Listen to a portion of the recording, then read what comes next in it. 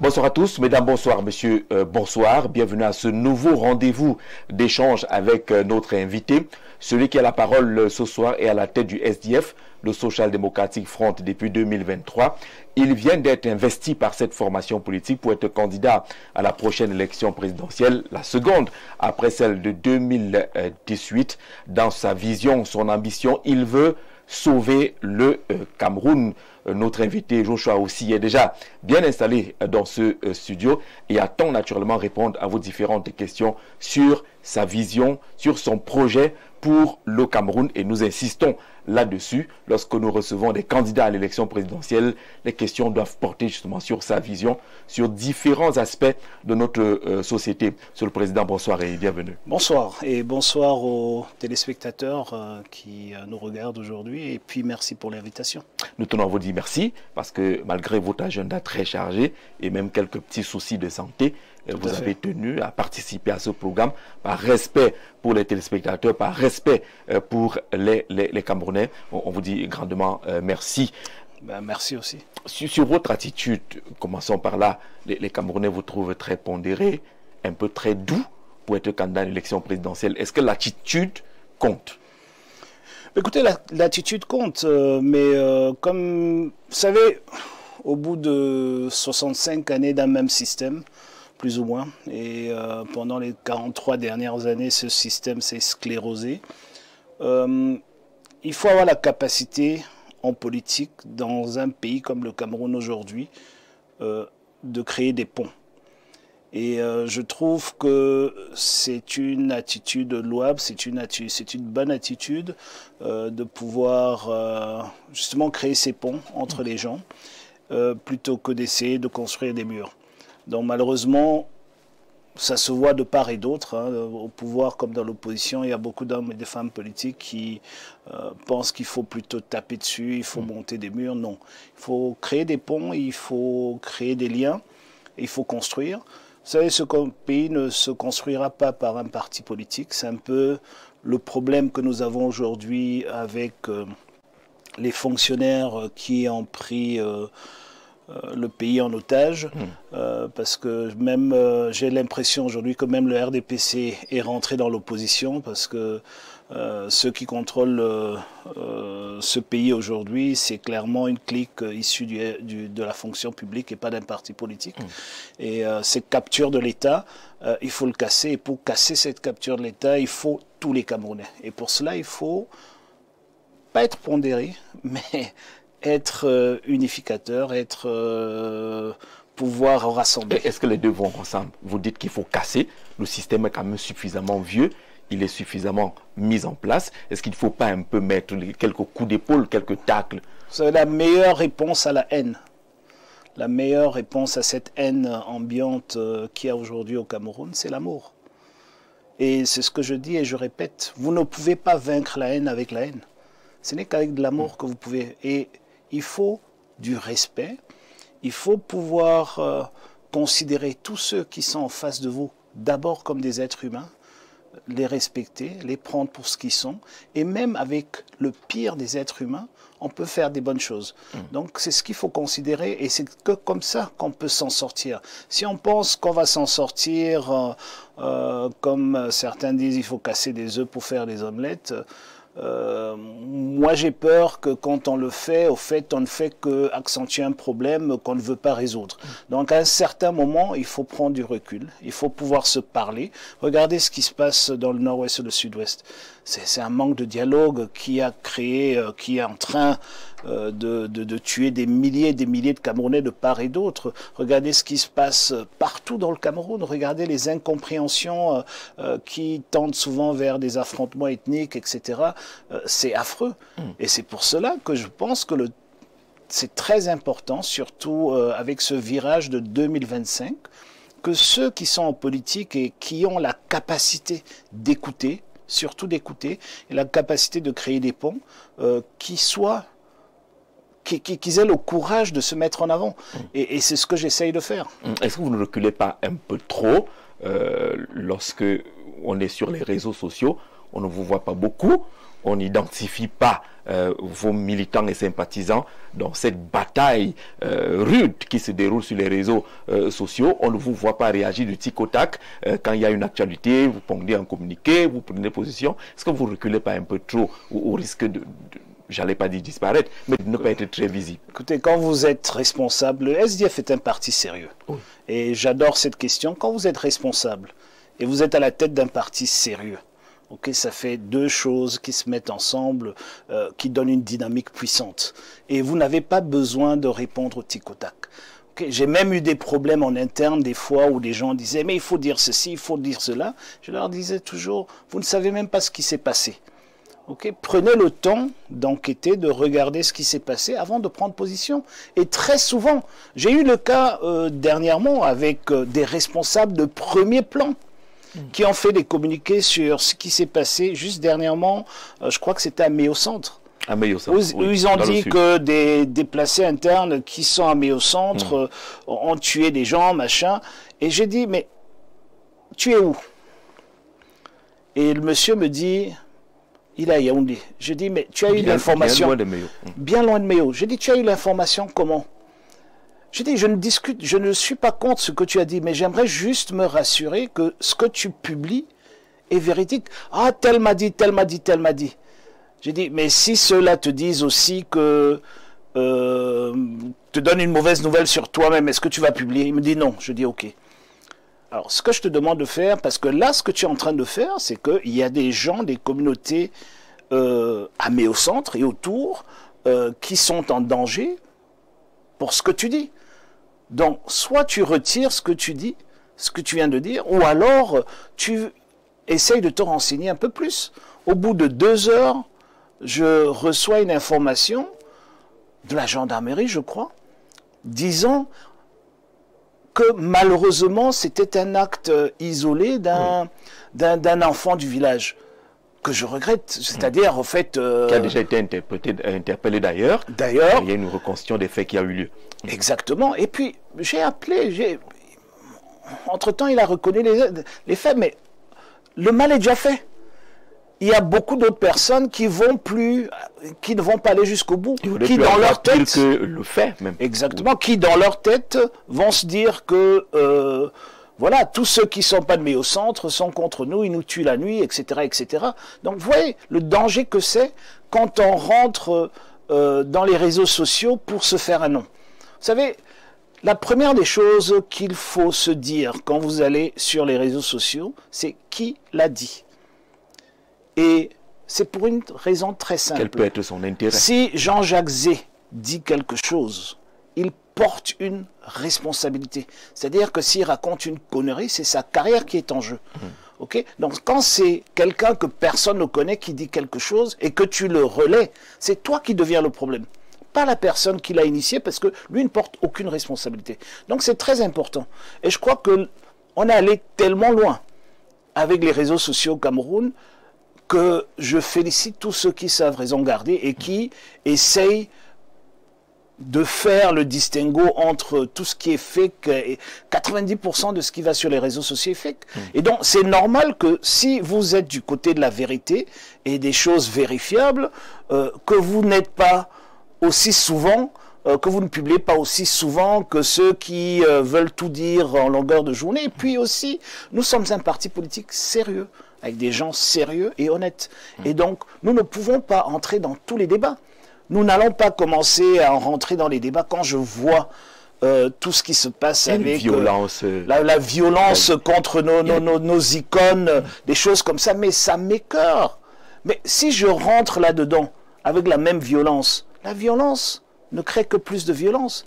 Et c'est pour cela que des fois, c'est apaisant de savoir qu'il y a des responsables qui prennent le temps et pour utiliser les mots justes pour ramener les gens à la raison. Et c'est ce que j'appelle créer des ponts. D'accord. Qu'est-ce que vous répondez à ceux qui pensent que vous avez ramolli, entre guillemets, le SDF? C'était le point levé. On avait l'impression que c'était plus brutal hier qu'aujourd'hui. Qu'est-ce que vous répondez? Écoutez, à chaque époque, nous évoluons. Okay? Et je ne suis pas le SDF, c'est des milliers de membres, d'adhérents dans le monde entier et surtout au Cameroun. Et nous sommes passés, Jean-Jacques, d'un parti politique, d'un front de libération à ce qu'on appelle aujourd'hui un parti politique. Okay? Un front de libération affronte une dictature, des autocrates qui sont au pouvoir pour justement imposer le multipartisme et la démocratie. Nous n'avons pas encore réussi à imposer la démocratie, malheureusement, jusqu'à aujourd'hui, mais nous avons réussi à imposer le multipartisme. Et nous avançons. Et nous avons pris un certain tournant, à un certain moment, au sortir des élections, je crois, de 2007, et ça a pris du temps, où nous nous sommes dit, et ce n'était pas Joshua aussi qui décidait, j'étais que membre du comité exécutif national, nous nous sommes dit qu'il fallait absolument que les Camerounais se parlent. Vous voyez, c'était la genèse de construire des ponts. Et nous ne pouvons pas parler à ceux d'en face si le président national des deux partis ne se voyait pas et ne se parlait pas. Ça a pris 3 ans pour arriver, mais ça a ouvert les portes pour qu'on puisse commencer à se parler. Donc on a cru que le lendemain on serait au gouvernement, d'autres ont cru qu'on faisait cela pour des compromissions, etc. Mais non. L'histoire démontre, l'histoire récente démontre que nous sommes droits dans nos bottes et que nous n'avons jamais changé nos positions. Et Dieu seul sait combien de fois nous avons été invités à partir de notre position pour rentrer au gouvernement ou autre chose, et ça ne nous intéresse pas. Vous savez, en pidgin, il y a une expression que j'adore qui dit que c'est quand l'orphelin, c'est quand le coquille tourne que l'orphelin a la plus grosse part. Donc quand on voit que ça ne marche plus, on commence à chercher ceux qui peuvent faire marcher. Non, nous ne sommes pas intéressés. Ce qui nous intéresse, ce n'est pas le gouvernement. Ce qui nous intéresse, c'est le peuple camerounais. C'est notre pays. Nous faisons ce que nous faisons en même temps par amour. Le peuple étant dans le gouvernement. Bien sûr, mais pas au prix d'une compromission. Nous pouvons servir le peuple camerounais en étant au gouvernement uniquement sur un programme. Et si on a un programme clair, s'il faut aller courir à gauche, à droite pour dérouler le programme de celui qui nous a ramené 43 ans en arrière, ça ne nous intéresse pas, je vous le dis clairement. Ça ne nous intéresse aucunement. Donc nous sommes droits dans nos bottes, nous avons décidé de prendre une autre voie. C'est normal dans la vie politique d'un parti de pouvoir décider de réorienter ses stratégies. Nous avons obtenu beaucoup de gains. Depuis ce moment jusqu'à dernièrement, nous sommes passés de ONEL 1 à ONEL 2, nous sommes passés à l'ECAM 1 et l'ECAM 2, nous avons obtenu le code électoral, entre autres, et nous avons obtenu beaucoup d'avancées. Okay? Mais c'est encore timide par rapport à tout ce que nous voulons. Très timide, je le reconnais. Mais du moins, nous avons eu plus d'avancées entre 2000, je dirais 10, 11, 12 et 2020 qu'entre 1990 et 2010. Beaucoup plus d'avancées. Nous retenons que vous avez été invité, entre guillemets, à participer au gouvernement. Vous avez refusé. Vous ne voulez pas être des gens qui deviennent RDPC bis. Alors quand vous dites vous, c'est pas l'individu, le SDF. Il ne faudrait pas qu'il y ait nuance. Voilà. Mais c'est pas nouveau. C'est le rêve de tout autocrate d'inviter son opposition à se taire. Okay? Mais nous, on veut aller au gouvernement pour parler, on veut aller au gouvernement pour agir, on ne veut pas aller au gouvernement pour dormir à se taire. Et c'est pour cela qu'il faut qu'on gagne. Ça veut dire que votre élection n'est pas un cadeau. Comme parlementaire, ce n'est pas un cadeau. Mais écoutez, si c'était un cadeau, je ne pense pas que je serais assis ici devant vous aujourd'hui. Vous pensez avoir gagné les élections tout naturellement, tout objectivement? Mais bien sûr.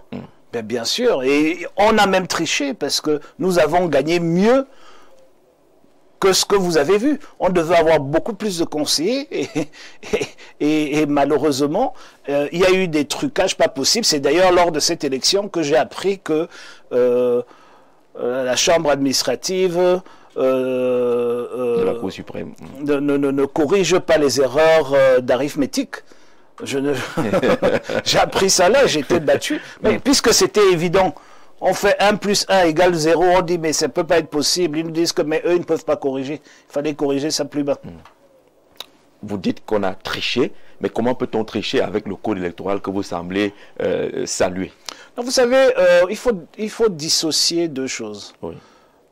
Il y a un code électoral qui est loin d'être parfait, mais qui permet d'avoir des élections. Et si vous avez une masse critique, le code électoral et le trucage est dilué. Merci. Et donc, ce que j'essaye de mettre sur la table aujourd'hui, c'est que nous devons comprendre que si nous nous cachons derrière le fait que le code électoral n'est pas à la hauteur des attentes démocratiques d'un peuple comme le Cameroun, au fait, nous donnons un chèque en blanc aux autocrates qui nous gouvernent. Nous avons la capacité de battre ces autocrates avec le code électoral actuel. Je n'ai aucun doute là-dessus. Et je suis un exemple. Je suis devant vous aussi en tant que parlementaire et je ne suis pas le seul. Vous avez reçu beaucoup d'autres parlementaires de mon bord et qui sont arrivés ici avec ce code électoral. Comprenez? Donc, alors vous ne comprenez pas le discours de certains partis politiques ou certains leaders des partis politiques qui disent à longueur de journée qu'avec ce code électoral-là, c'est perdu d'avance. Je ne suis pas venu ici parler d'autres partis politiques. Vous voyez que je n'ai pas nommé des partis politiques. Je ne suis pas venu ici parler d'autres leaders ou d'autres partis politiques. J'ai un adversaire qui s'appelle le RDPC, au fait la fonction publique camerounaise qui a capturé l'État et qui se cache derrière le rideau du RDPC. Et c'est ça mon adversaire. Et cet adversaire politique, il faut le défaire en octobre. Pour l'instant, moi je trouve que c'est un très mauvais discours et une très mauvaise stratégie. Si on veut défaire l'autocratie, en année électorale, de se pencher sur les problèmes qu'il y a. Je ne dis pas qu'il n'y a pas de problème. Sur les problèmes du code électoral. Je pense que c'est une très mauvaise stratégie parce que même avec ces problèmes, nous arrivons à gagner. C'est clair que si vous gagnez avec 0,001%, ça commence à être problématique. Mais si vous arrivez à faire un score, vraiment un score raisonnable, il n'est pas possible qu'avec les défaillances du système aujourd'hui, qu'on vous empêche de gagner. Et ça m'amène au deuxième point qui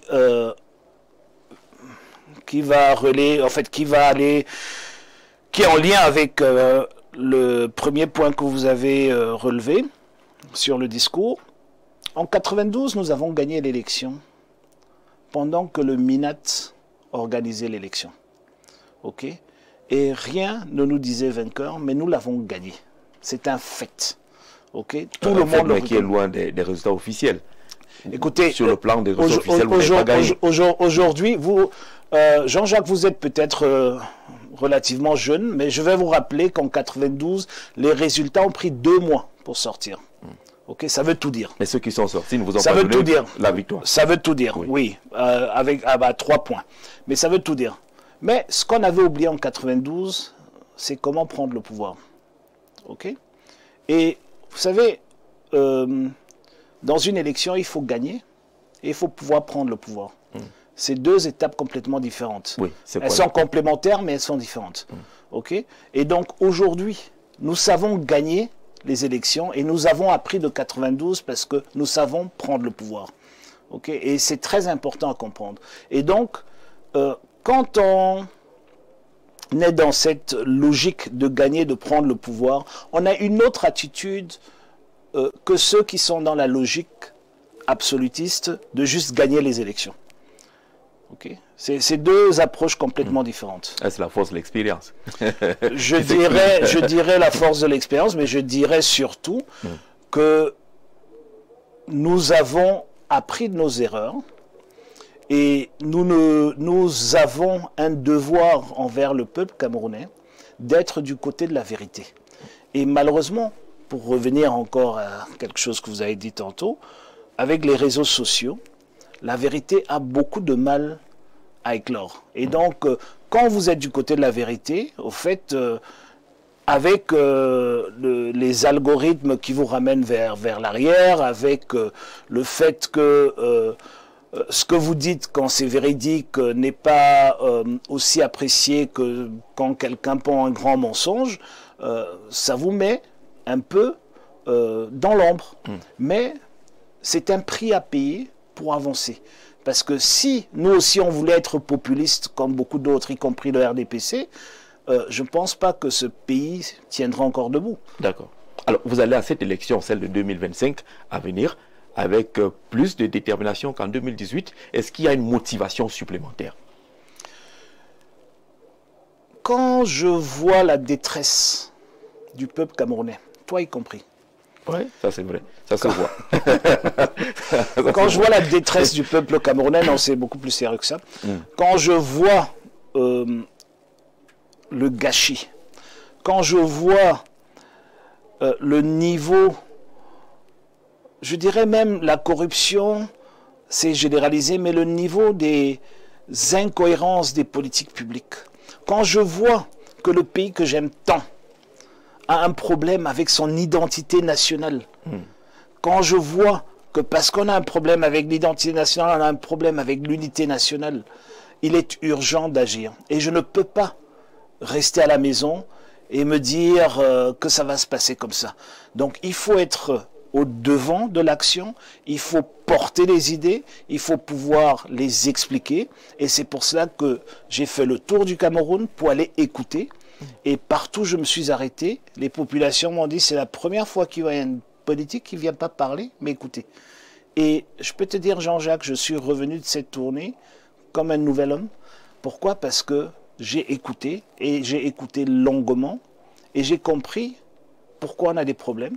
Parce que beaucoup trop de décisions qui viennent du cœur du pays, donc de Yaoundé, sont prises, sont des décisions qui viennent de... C'est comme si on les postait souvent. Les populations subissent. Voilà. Et je voulais dire autre chose, mais je me retire. et donc, il est important de comprendre que les populations camerounaises ont des attentes précises et fortes. Par exemple, j'ai été surpris et choqué de l'ampleur du problème de l'état civil et de la carte nationale d'identité sur toute l'étendue du territoire.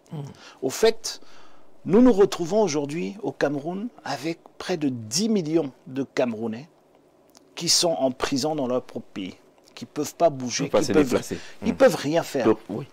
Ils peuvent rien faire. Je vais te dire, je vais prendre ton temps. C'était à une de ces rencontres une centaine de femmes. Et les unes parlaient de l'éducation des enfants, la formation professionnelle, la santé, la route, l'agriculture, le foncier, j'en passe. Et une dame se lève, elle me dit, « Monsieur le Président, ces femmes ne vous disent pas la vérité. Demandez aux femmes-ci combien ont une carte d'identité. » J'ai demandé combien. La moitié de la salle a levé la main. Ensuite, elle me dit, « Vous savez, tout ce qu'elles racontent là, c'est parce qu'elles entendent ça ailleurs. Ce n'est pas les problèmes qu'elles ont. Parce que le vrai problème, je vais te dire, je suis arrivé ici dans cette ville il y a 11 ans. Je venais passer des vacances avec mon grand frère et j'ai perdu ma carte d'identité. Et je ne pouvais plus rentrer. Et j'étais en première, je n'ai pas pu faire mon examen, je n'ai pas pu rentrer parce que mon acte de naissance était de l'autre côté du pays, donc c'était impossible pour moi d'arriver là-bas. Mais je veux juste dire une chose, c'est que il est impossible pour quelqu'un sans carte d'identité d'avoir un lopin de terre, d'avoir une maison en location, d'avoir un compteur électrique, d'avoir un compteur à eau. Bref, tout. Elle m'a dit, le seul endroit où on n'exige pas la carte nationale d'identité, c'est l'hôpital. Mais elle a eu une petite fille, et cette petite fille n'a pas d'acte de naissance parce que la maman n'a pas de carte d'identité. Donc le problème, la fille a hérité du problème. Vous voyez? Et donc vous comprenez la profondeur d'un problème qu'on voyait comme un problème de juste quelques centimètres carrés. Non. Il est beaucoup plus vaste que cela. Voilà. Et ça fait partie de vos éléments de motivation, ce qui vous pousse à vouloir être président. Ce qui me pousse fondamentalement, c'est que le Cameroun est béni.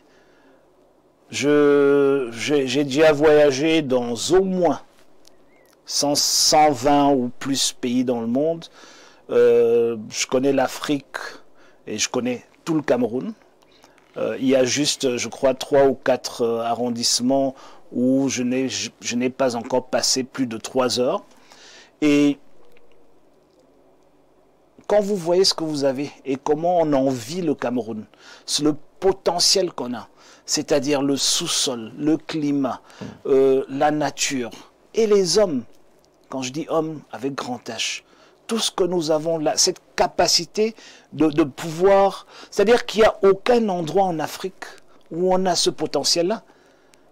Mais ce qui est dommage, c'est que là où il y a le plus gros potentiel de ce continent, et qu'on sait aussi que ce continent, c'est un des plus gros potentiels du monde entier, du globe. Mais qui semble ne pas profiter au pays.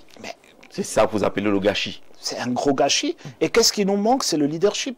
Vous pouvez me dire ce que vous voulez. Ceux qui sont au pouvoir ont été placés là par les colons pour subvenir à leurs désirs. C'est tout. C'est les mêmes que les colons ont placés en 57 qui sont encore au pouvoir aujourd'hui. Et c'est pour cela que nous ne pouvons pas avancer. Parce qu'ils ont placé des gens qui travaillent que pour eux, et eux, ils travaillent que pour ceux qui les ont mis là. Et donc, le résultat, c'est que les Camerounais sont laissés pour compte parce que, au fait, on a toutes ces richesses dont nous ne profitons pas. On est riches et pauvres en même temps. Et c'est ça qui motive votre vision, sauver le Cameroun. Beaucoup pensent que c'est un peu trop ambitieux, à la limite prétentieux, sauver le Cameroun. Écoutez, si vous n'êtes ni ambitieux ni prétentieux, il ne faut pas être candidat à l'élection présidentielle, il ne faut pas faire de la politique. Moi, je pense que ce pays doit être sauvé. Ce pays est au bord du gouffre à tous les niveaux. Donnez-moi un seul élément où ce pays n'est pas dans le caniveau. Un seul. Dites-moi. Vous n'en trouvez pas vous-même? Mais dites-moi. Vous avez la liberté d'expression. C'est vous qui, on n'a pas la liberté d'expression.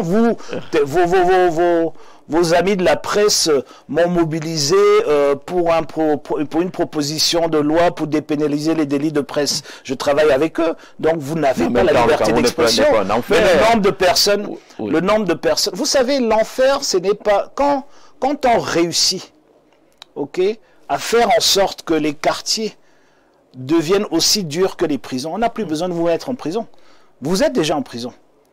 Quand on réussit à faire en sorte que vous n'avez plus d'espoir en l'avenir dans votre propre pays et ça vous pousse à traverser le désert à pied et la Méditerranée à la nage.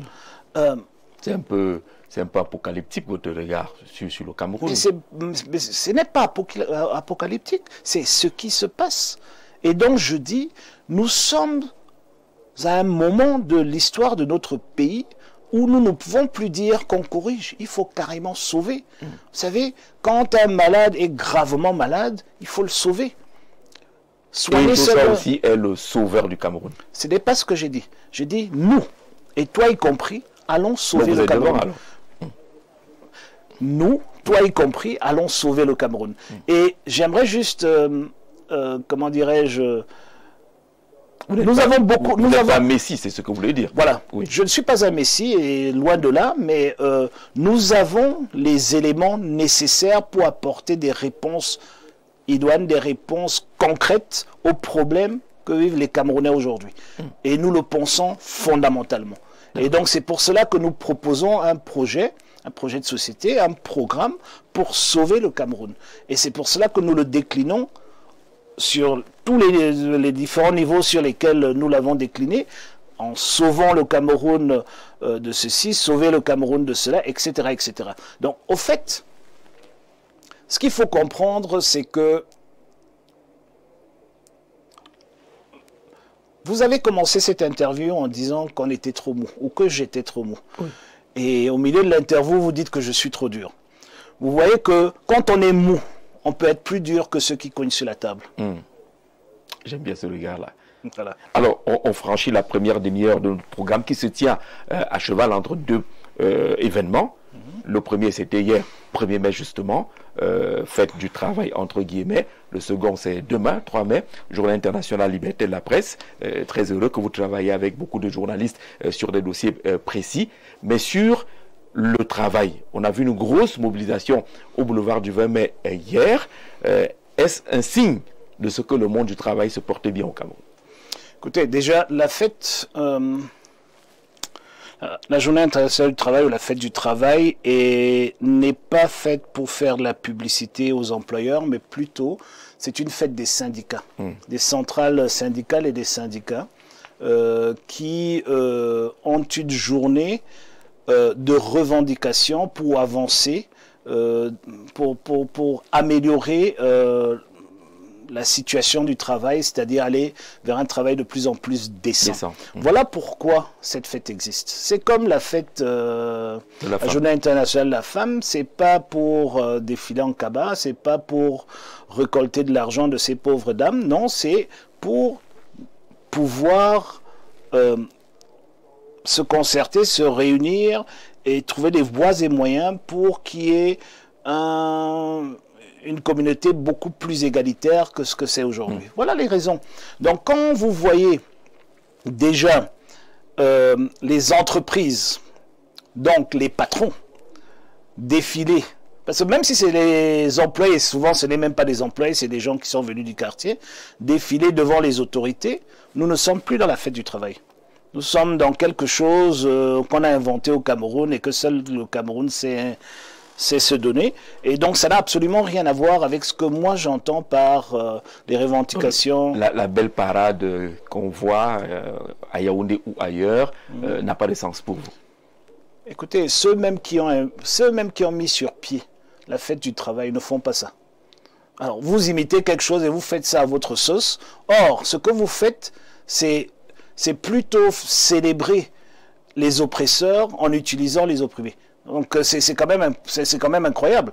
Donc il faut quand même déjà mettre les points sur les i et dire que ce que nous faisons au Cameroun n'est pas juste.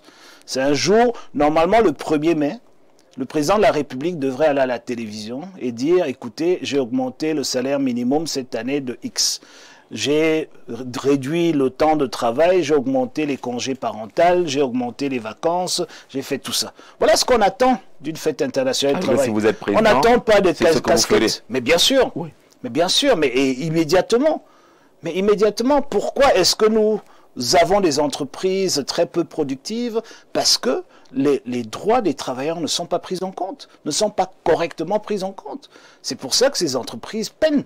Quand vous voyez aujourd'hui que, par exemple, les entreprises, on a eu ce débat avec le ministre des Travaux publics sur le nombre de Chinois qui travaillent sur les chantiers chinois. Et il a pris la peine de nous amener vers les Chinois. Et les Chinois nous ont parlé de la productivité des employés camerounais, comparé à la productivité des employés chinois. Et nous avons compris que fondamentalement, il y a un problème, pas avec les hommes ou les femmes, mais il y a un problème avec la réglementation qu'il faut attaquer, qu'il faut changer pour régler ce problème-là une fois pour toutes.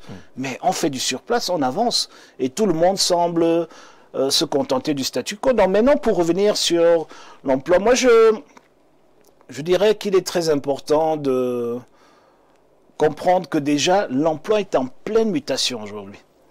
Donc nous avons au fait un problème de sous-emploi, de manque d'emploi, d'absence d'emploi décent, et en plus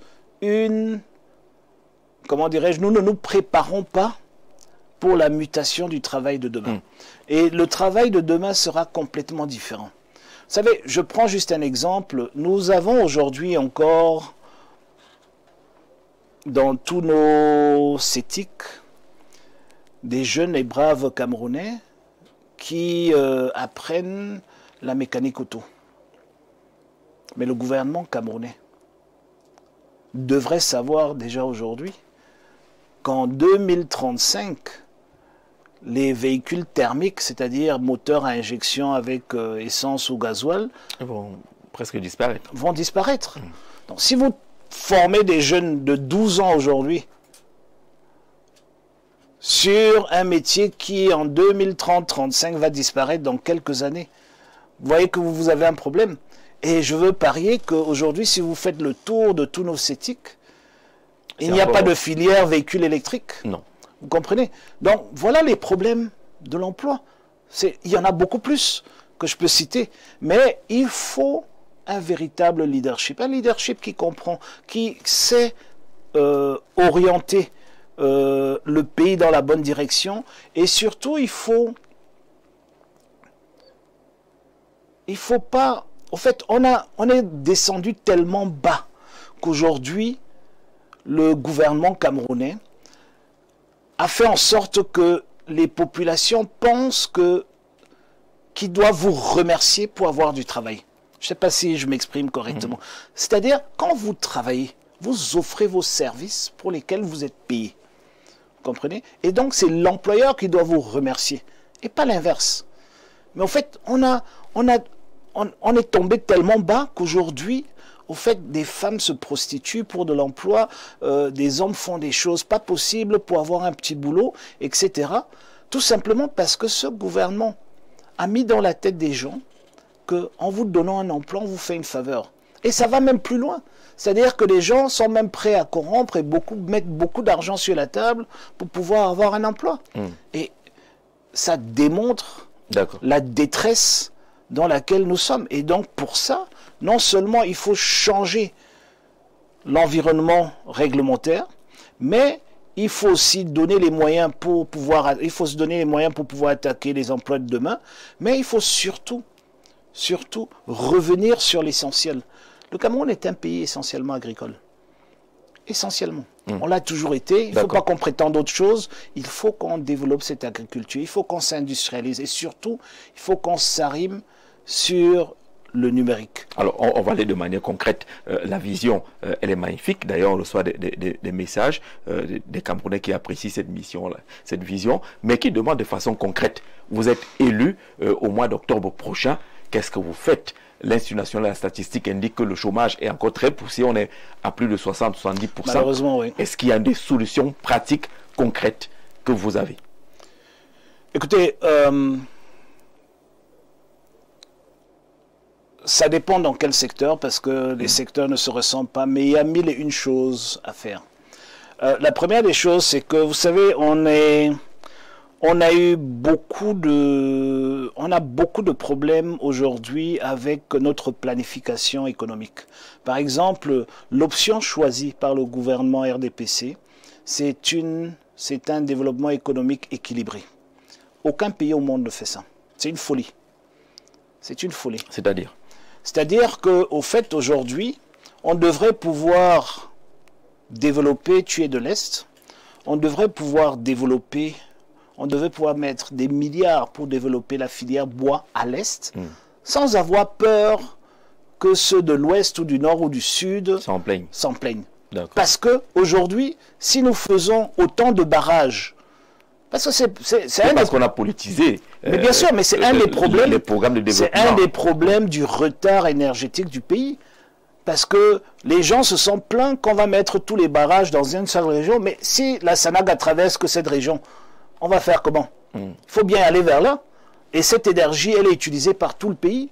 Donc, si une zone agroécologique est indiquée pour telle spéculation, il faut aller là-bas avec tous les moyens. Et il ne faut pas essayer de créer ces équilibres qui n'ont aucun sens. Et on peut, sur les spéculations, ça peut être sur les spéculations agricoles, ça peut être sur des industries, etc. Mais ce qu'on essaye de faire, vous savez, quand vous voyez l'usine de tracteurs dans la forêt des Bolova, vous comprenez tout. Vous savez, même un enfant, quand vous lui achetez des jouets de Noël, il sait que le tracteur ne peut pas fonctionner dans la forêt. Il sait. Il sait que pour que le tracteur fonctionne, il faut la savane. Et donc, quand vous mettez une usine à tracteur en pleine forêt, au fait, vous jetez l'argent par la fenêtre. Et c'est à cause de cette notion... Une sorte d'équilibre régional, pour ne pas mécontenter... Que nous allons vers là. Et ça, il faut arrêter. Encore faut-il regarder les différentes spéculations. Je prends un exemple très simple, l'avocat. Aujourd'hui, le Cameroun, c'est une des rares spéculations où nous avons un surplus, très rare, mais personne ne s'en félicite et personne ne pense qu'on peut même aller plus loin. Et donc les exportations sont très timides, ça se limite au Gabon, à la Guinée équatoriale, un tout petit peu au Nigeria. Mais quand vous regardez un des plus gros importateurs d'avocats, c'est le Nigeria, juste à côté. On doit juste quelques kilomètres, on traverse. On pourrait décider d'investir massivement dans cette spéculation tout le long de la frontière. Parce qu'il y a un marché qui est acquis. Qui est juste là. Et c'est une... c'est-à-dire que le taux de croissance est autour de 7% la dernière fois que j'ai regardé les chiffres de la FAO. Donc c'est quelque chose qui peut être fait, qui doit être fait, et ce n'est que comme ça que vous trouvez de l'emploi. Maintenant, allons dans le numérique. Aujourd'hui, c'est quand même incroyable. Nous sommes un des derniers pays dans le numérique. Alors que nous avons la jeunesse la plus intelligente qu'on peut transformer. Regardez juste ce qui se passe avec la Silicon Mountain à Buea. C'est incroyable. Regardez ce qui se passe avec 2-3 initiatives privées à Douala. Mais c'est incroyable. Et dire qu'on pourrait faire ça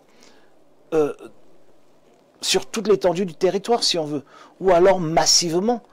Vous savez, aujourd'hui, quand un pays veut développer le numérique, c'est la première industrie au monde aujourd'hui. Quand un pays veut développer le numérique, la première des choses qu'il fait, il ne vend pas la communication, il vend les services.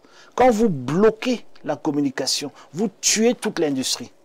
Or, c'est à travers les services que génère cette communication qu'on se fait de l'argent, et pas l'inverse. Je dirais la même chose tout à l'heure sur le titre foncier. Et donc, rien qu'au numérique, aujourd'hui, on estime à plus de 3000 jeunes Camerounais qui travaillent, qui sont assis au Cameroun, beaucoup d'entre eux à Buea, et qui travaillent ailleurs, aux États-Unis, etc. Et ils ont besoin d'une connexion. Et ces jeunes ont des salaires européens et américains. Ils sont payés à la tâche, certes, mais c'est des montants européens et américains. Et pour y arriver, la formation ne dure pas plus de 6 mois, 9 mois. Selon votre capacité d'apprentissage, entre 3 mois, 6 mois, 9 mois, 1 an, si vous êtes un peu lent, et vous pouvez coder, et vous pouvez travailler. Et tout est fait pour que ça ne marche pas, parce qu'on a un Internet lent et qui est coûteux, et qui profite de tout ça, tous ceux qui s'assurent que ce pays n'avance pas. Donc, ce sont des choses sur lesquelles il faut travailler. Et il faut libérer cet espace, cette énergie pour que les gens puissent créer des petites entreprises qui vont embaucher des milliers de gens. Je peux continuer comme ça toute la soirée. Il y a plein de secteurs dans lesquels il faut absolument investir pour sortir de là. Je prends l'art et la culture. C'est quand même incroyable.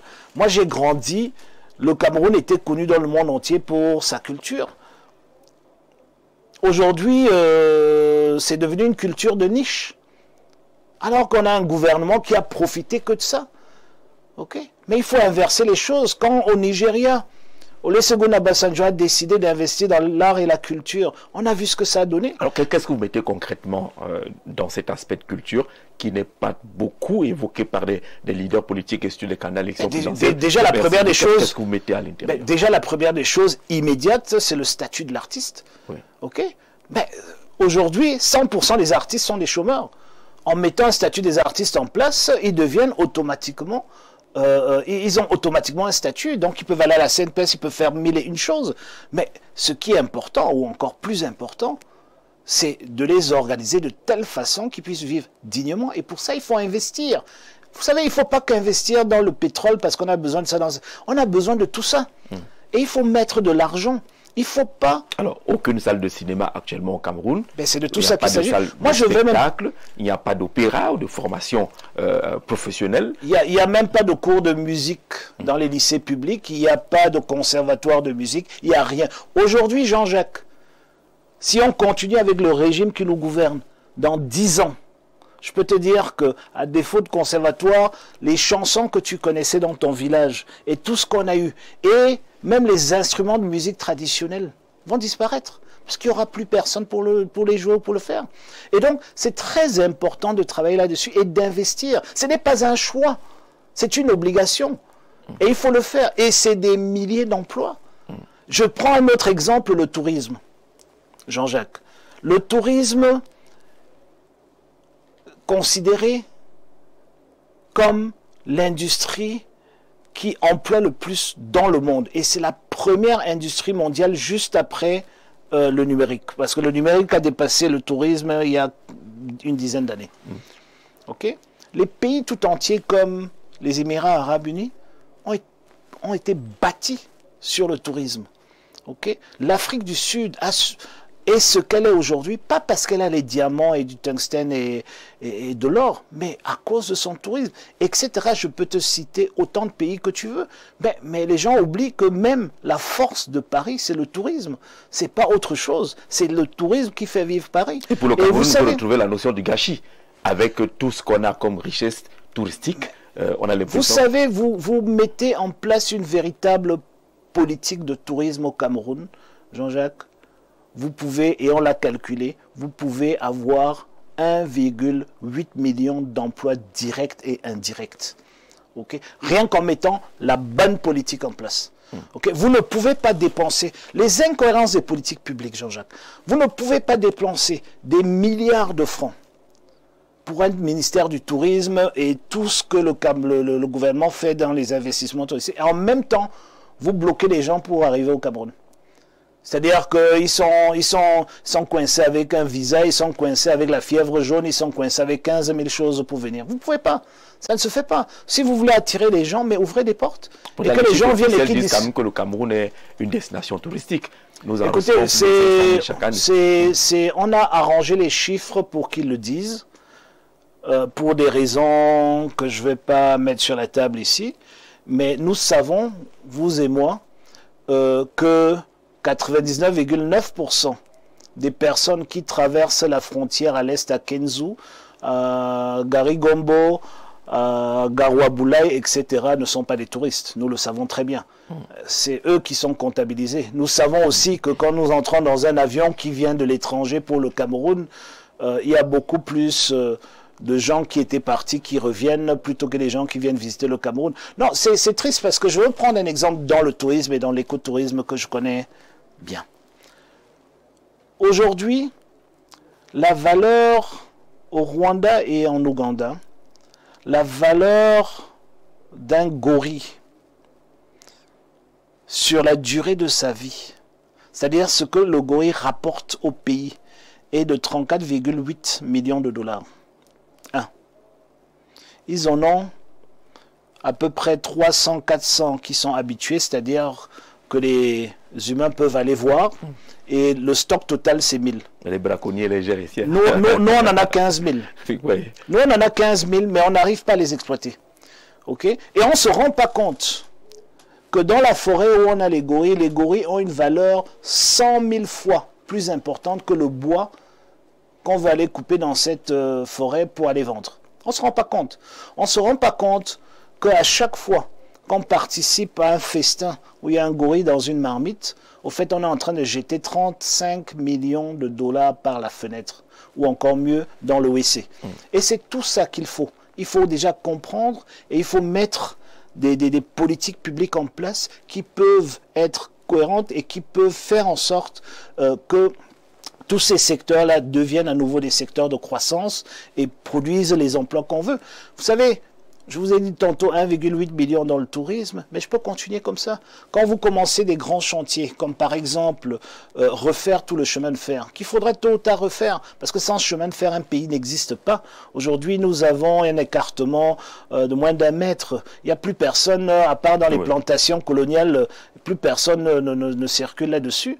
Mais quand il faudra refaire, quand vous aurez un président qui ose et qui dit maintenant on commence, on refait notre chemin de fer et le train ira jusqu'à Kousséri et le train couvrira le pays.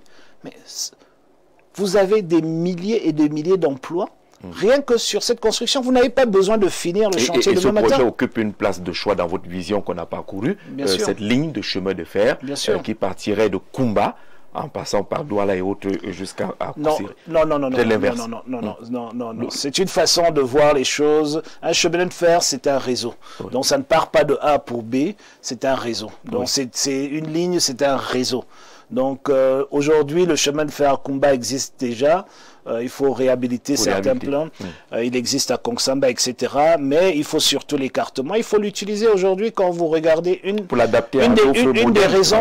des raisons pour laquelle les denrées alimentaires coûtent si cher, c'est parce qu'on les transporte par camion. Et le camion, c'est 3, 4, 5, 6 fois plus cher filé que le rail. Et surtout le rail public. Parce qu'aujourd'hui, on a le rail qui est en concession et qui reçoit des subsides du gouvernement et qui coûte tellement cher que les camions s'en sortent mieux. Et nulle part dans le monde, les camions sont moins chers que le rail, sauf au Cameroun. D'accord, on recevra dans à peu près 7 minutes Nader Jougen, ici avec quelques questions d'internautes. Je vais parcourir et également faire un peu de monitoring. Très belle émission, bonsoir J. Pourquoi Joshua aussi, qui avait de la verve, est devenu moins poignant? Je crois qu'il a répondu à ces préoccupations-là. Qu'est-ce qu'il peut pour ramener certains anciens du parti, ceux qui sont partis du SDF? Pourquoi le SDF n'a pas aussi une milice cybernétique? Peut-être que vous allez être un peu plus précis là-dessus. Merci Alain pour cette question. Demande pourquoi vous n'avez pas une milice cybernétique? Ça veut dire que les autres... Ah non. C'est lui qui le dit, hein, c'est pas moi. Donc, alors, pour amener quelques anciens dans la maison, est-ce que c'est à l'ordre du jour? Écoutez, nos portes sont largement ouvertes. Tous les anciens connaissent très bien nos statuts et ils savent que si vous êtes sortis, vous rentrez par le congrès. Nous avons eu 2 congrès en 3 ans et ils n'ont pas cogné à la porte, donc on attendra le prochain congrès. Ça dépend d'eux. Mais bien sûr. D'accord. Alors, bonsoir, je suis Camilio, étudiant en droit à l'université de Yaoundé 2 soirs. Ma question pour monsieur aussi est celle de savoir s'il venait à être élu président de la République, va-t-il adopter la politique limitative du nombre de mandats que peut briguer un président? Que pensait-il de la durée du mandat 7 ans aujourd'hui? Alors, ma réponse va prendre plus de 5 minutes, ça va? Allons-y, vous en avez 5 et demi. D'accord, merci. L'arrivée des... Alors, il s'appelle comment? Camilo. Camilo, merci pour cette question très importante. Nous proposons un programme politique en 5 temps. Et ce n'est pas 5 temps superposés, c'est 5 temps concomitants. Et donc, nous disons que dès le premier jour, nous allons prendre des mesures de rupture. Ce sont toutes les mesures que nous pouvons prendre par décret pour ramener la normalité au pays. Ensuite, nous disons que nous allons arrêter la violence dans le nord-ouest et le sud-ouest dans les 100 premiers jours. Et cela, nous sommes capables de le faire. Nous ne disons pas que nous allons régler la crise anglophone, mais nous allons arrêter la violence dans les 100 premiers jours. Laisse-moi développer. Et j'y reviendrai. Tu pourras me poser la question tout à l'heure. Et le troisième point, c'est que nous pensons que les populations du Grand Nord souffrent le martyre depuis trop longtemps. Et il faut ramener, en une année, il faut un plan Marshall pour ramener les populations du Grand Nord dans leur dignité. Le quatrième point, qui est très important aussi pour nous, c'est que, et ça répond à la question, c'est que nous pensons qu'en 3 ans, nous allons nous parler, nous allons avoir une conférence constitutionnelle, nous allons avoir des audiences foraines pour arriver à un référendum au bout de 3 ans qui va demander au peuple camerounais de changer les institutions. C'est-à-dire que la refondation profonde de nos institutions.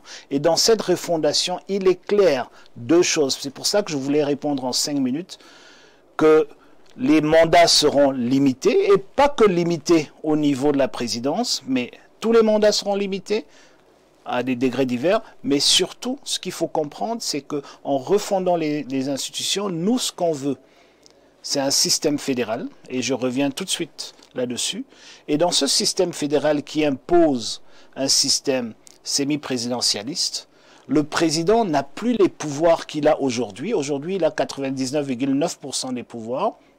À notre humble avis, un président de la République doit avoir beaucoup moins, et je suis volontaire de casser cela.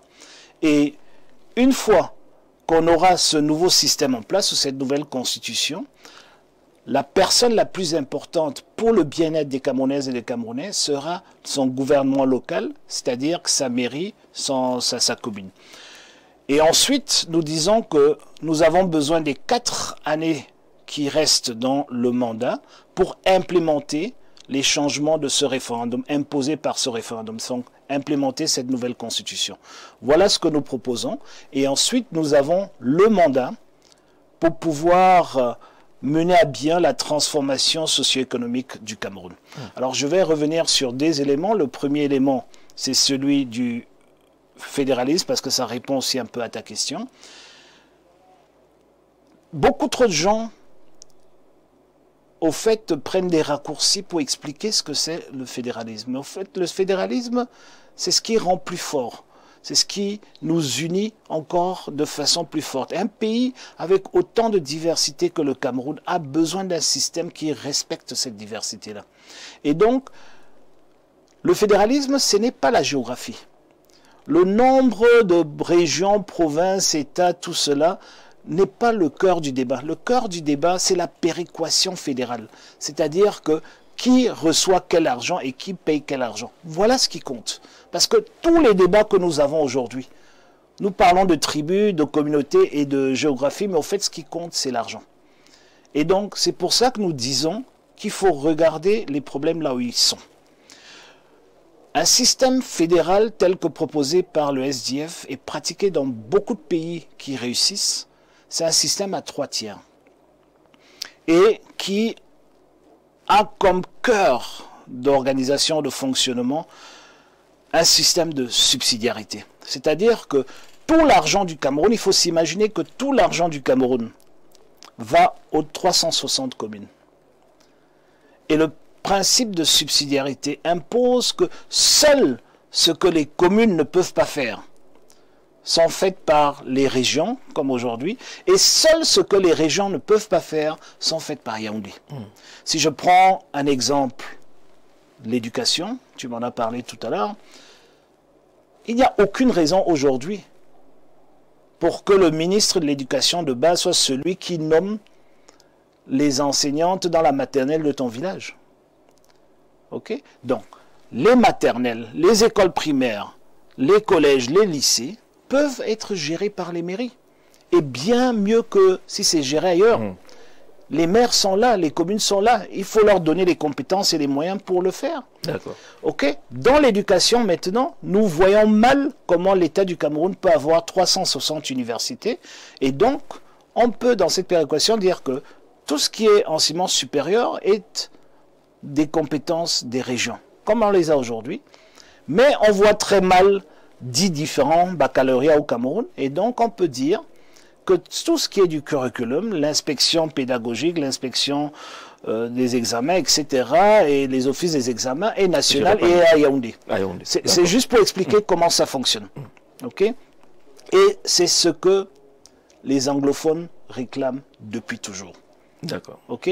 Donc ça rejoint le premier point, mais il faut aller plus loin. Pour cesser la violence dans le nord-ouest et le sud-ouest dans les 100 premiers jours, je commencerai en disant qu'aucun autre parti politique connaît mieux ces deux régions que le SDF. Des fois, il faut dire les choses comme elles sont.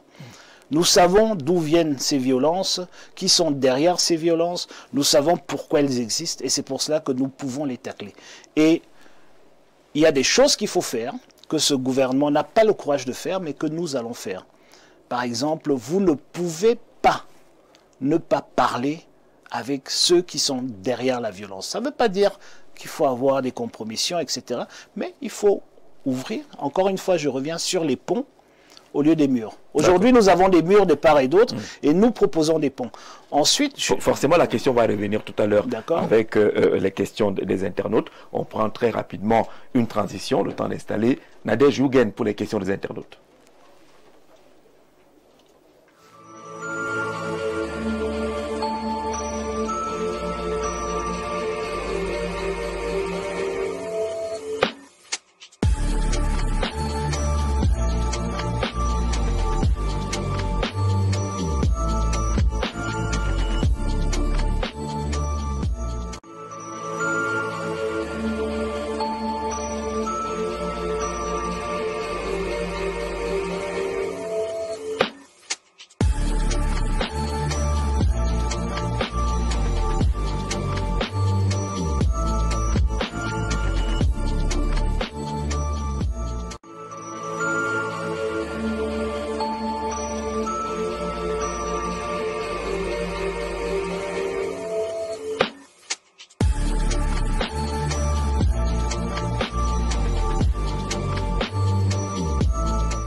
Retour donc sur le plateau avec notre invité Joshua aussi, candidat à la prochaine élection présidentielle, chairman du Social Democratic Front, régulièrement investi par cette formation politique. Nadège Yougen, bonsoir et bienvenue. Bonsoir Jean-Jacques, merci pour l'accueil. Nous avons le candidat à la prochaine élection présidentielle, le chairman Joshua aussi. Bonsoir honorable. Bonsoir madame. Bienvenue chez vous. Merci. Alors dans cette rubrique, vous allez apprécier les questions proposées par les internautes. D'accord. Nouveau leader du parti SIF Cameroun. Il se dit que lors du vote, il y aurait eu des trépatouillages. Que répondez-vous? Écoutez, c'est normal que ce genre de choses se disent. Hein. Je n'en reconnais pas, il n'y a pas eu une seule réclamation. Donc, vous savez, entre ce qu'on se dit au quartier et ce qu'on voit sur le terrain, il y a deux choses différentes. Donc, on a un système en place pour que s'il y ait quelques réclamations que ce soit, ça puisse être fait. Et que si vous pensez même aller plus loin, vous pouvez aller plus loin. Il n'y a eu aucune réclamation, donc voilà. Y a-t-il une collaboration souterraine entre le SDF et le parti au pouvoir? Non. Non. Absolument pas. Absolument pas. Voilà. Nous parlons à tous les partis politiques du Cameroun, tous sans exception. Nous discutons avec eux, avec tout le monde, mais il n'y a aucune collaboration. Et s'il y avait une collaboration, vous la verrez. La jeunesse camerounaise a-t-elle encore d'opportunités ou de repères? A-t-elle encore des repères, par exemple? Des repères C'est difficile, on en a parlé tantôt, hein, donc c'est très très difficile et c'est justement pour cela qu'il est très important que tous ceux qui pensent à cette jeunesse, qu'ils aillent s'inscrire, qu'ils sortent massivement pour voter en octobre, pour pouvoir créer cette rupture qui donnera un nouvel horizon à cette jeunesse-là. C'est très important. Quelle appréciation faites-vous? Vous savez, j'aimerais juste, avec votre permission, je raconte souvent cette histoire. Je m'occupe aussi du réseau Espérance Jeunesse. Et sur un travail que nous avons fait, on s'est rendu compte, en fait, je ne sais plus dans quel domaine on était exactement, mais on a posé une question aux jeunes et on a eu un retour qui nous a bluffés. C'est-à-dire, en fait, on demandait aux jeunes où est-ce qu'ils pensent, si je ne me trompe pas, où est-ce qu'ils pensent qu'ils seront dans les 5 années à venir. Et c'était professionnel, c'est-à-dire est-ce que vous serez médecin, ingénieur, poète, musicien, machin. Mais 84% des réponses, c'était des destinations géographiques. Et quand vous arrivez à ce point-là, vous avez un problème. Quelle appréciation faites-vous du train de vie de certains membres du gouvernement? Ben écoute, je ne fais pas de l'appréciation de train de vie de certains membres du gouvernement. Je peux vous dire que je fais une appréciation du train de vie du gouvernement lui-même. Et c'est quelque chose qui doit être arrêté. Vous voulez que je vous en parle ou allons-y, un ou deux mots, puisque la question a été plusieurs fois soulevée par le président de la République. La réduction du train de vie de l'État, on a l'impression que déjà lui, ça n'avance pas. Le premier problème, c'est lui-même. Alors, ça commence déjà chez lui. Deuxièmement, il faut regarder... Aujourd'hui, le système qu'ils ont mis en place, c'est pour tenir les fonctionnaires. Donc quand vous regardez les lignes comme les lignes de biens et de services, nous avons parlé des autres lignes avant, ils ont travaillé dessus, mais ces lignes sont toujours exagérées aujourd'hui. Monsieur Zé et Madame Nadège, vous êtes ici à Yaoundé, moi je suis à Douala. À Yaoundé, tous vos hôtels sont autour de Yaoundé, au fait, sont en dehors du Mfundi, pour permettre à toutes les réunions du gouvernement de se tenir en dehors du département du Mfundi pour mettre les fonctionnaires en mission. C'est-à-dire que c'est pour ça que vous voyez les 4 et 5, non, les 4 étoiles, en Kometu, en Bankomo, ça sort partout. C'est vous qui payez ça, c'est votre impôt, c'est l'argent, la TVA sur tout ce que vous payez qui est utilisé pour financer ça. Et vous savez ce qui est triste, c'est qu'il n'y a aucun bâtiment, aucun édifice public qui n'a pas de salle de réunion. Mais vous êtes journaliste, je vous mets au défi de me dire combien de fois vous avez été invité de couvrir une réunion du gouvernement camerounais dans un édifice, à part les institutions, hein, comme la Cour suprême, le tribunal, l'Assemblée nationale, etc. Je vous parle du gouvernement. Tous les grands séminaires des ministères ont toujours lieu en délocalisation. Quand vous voyez un ministre faire un point de presse au Hilton, c'est qu'on a déjà échoué. Et c'est ça le vrai train de vie. Hein. Le train de vie, c'est pas ce qu'ils boivent chez eux. C'est là-bas que l'argent part. Et c'est de là que l'argent vient pour boire ce qu'ils boivent chez eux. Régulièrement, on parle de véhicules. Un convoi, un cortège d'un ministre, c'est une trentaine de véhicules. On parle de carburant. Vous savez, je peux vous entretenir sur ce sujet pendant très longtemps, donc vous n'avez pas beaucoup de temps, mais ne regardez pas ce qui est visible. C'est ce qui est invisible qui compte. Au fait, aujourd'hui... Vous savez ce qui est invisible. Non, parce que ce que je veux dire, c'est que c'est plus fort que ça. C'est que en cherchant les voitures, on oublie le vrai problème. Le vrai problème, c'est que les gens qui devraient travailler ne travaillent pas. S'ils sont tout le temps en train d'aller faire des réunions à gauche et à droite, ils ne sont jamais au travail, ils ne progressent pas. Deuxièmement, il y a un système de clientélisme parce qu'il n'y a aucune règle qui dit qui doit partir, qui ne doit pas partir. Okay? Troisièmement, au fait, c'est pour cela que vous voyez que les gens ne démissionnent pas. Tout le monde se plaint de la situation du fonctionnaire, mais au fait... On ne voit pas des mouvements massifs de gens qui démissionnent pour aller ailleurs. Les gens se plaisent dans ce qu'ils font, tout simplement parce qu'au fait, on a créé une autre façon de fonctionner autour. Il y a des mots que je pourrais utiliser, que je ne veux pas utiliser pour ne pas fâcher les gens, mais ça concourt à la capture de l'État. C'est-à-dire qu'au fait des gens, le fonctionnaire moyen à Yaoundé n'a pas besoin d'aller à la banque. Quand vous voyez un fonctionnaire aller à la banque tous les 25, c'est que c'est un type honnête. Ok. Vous me comprenez. Voilà. Et je ne parle pas de corruption. Je parle de tous les avantages qui viennent dessus. Vous savez, quand vous avez les gens qui sont en mission le même jour en Chine, le même jour aux États-Unis, il faut bien me dire comment ils font pour se départager en deux. Dans ceux qui partent et ceux qui ne partent pas, on a quand même ce paradoxe. Lorsqu'un membre du gouvernement se déplace, le ministre est titulaire, et là, entre guillemets, le secrétaire d'État est derrière pour une même mission, même si c'est pour aller fermer un trou. Bien sûr. Bien sûr, mais ça, c'est pour ça que je dis, ne vous fiez pas aux apparences, à ce qu'on voit.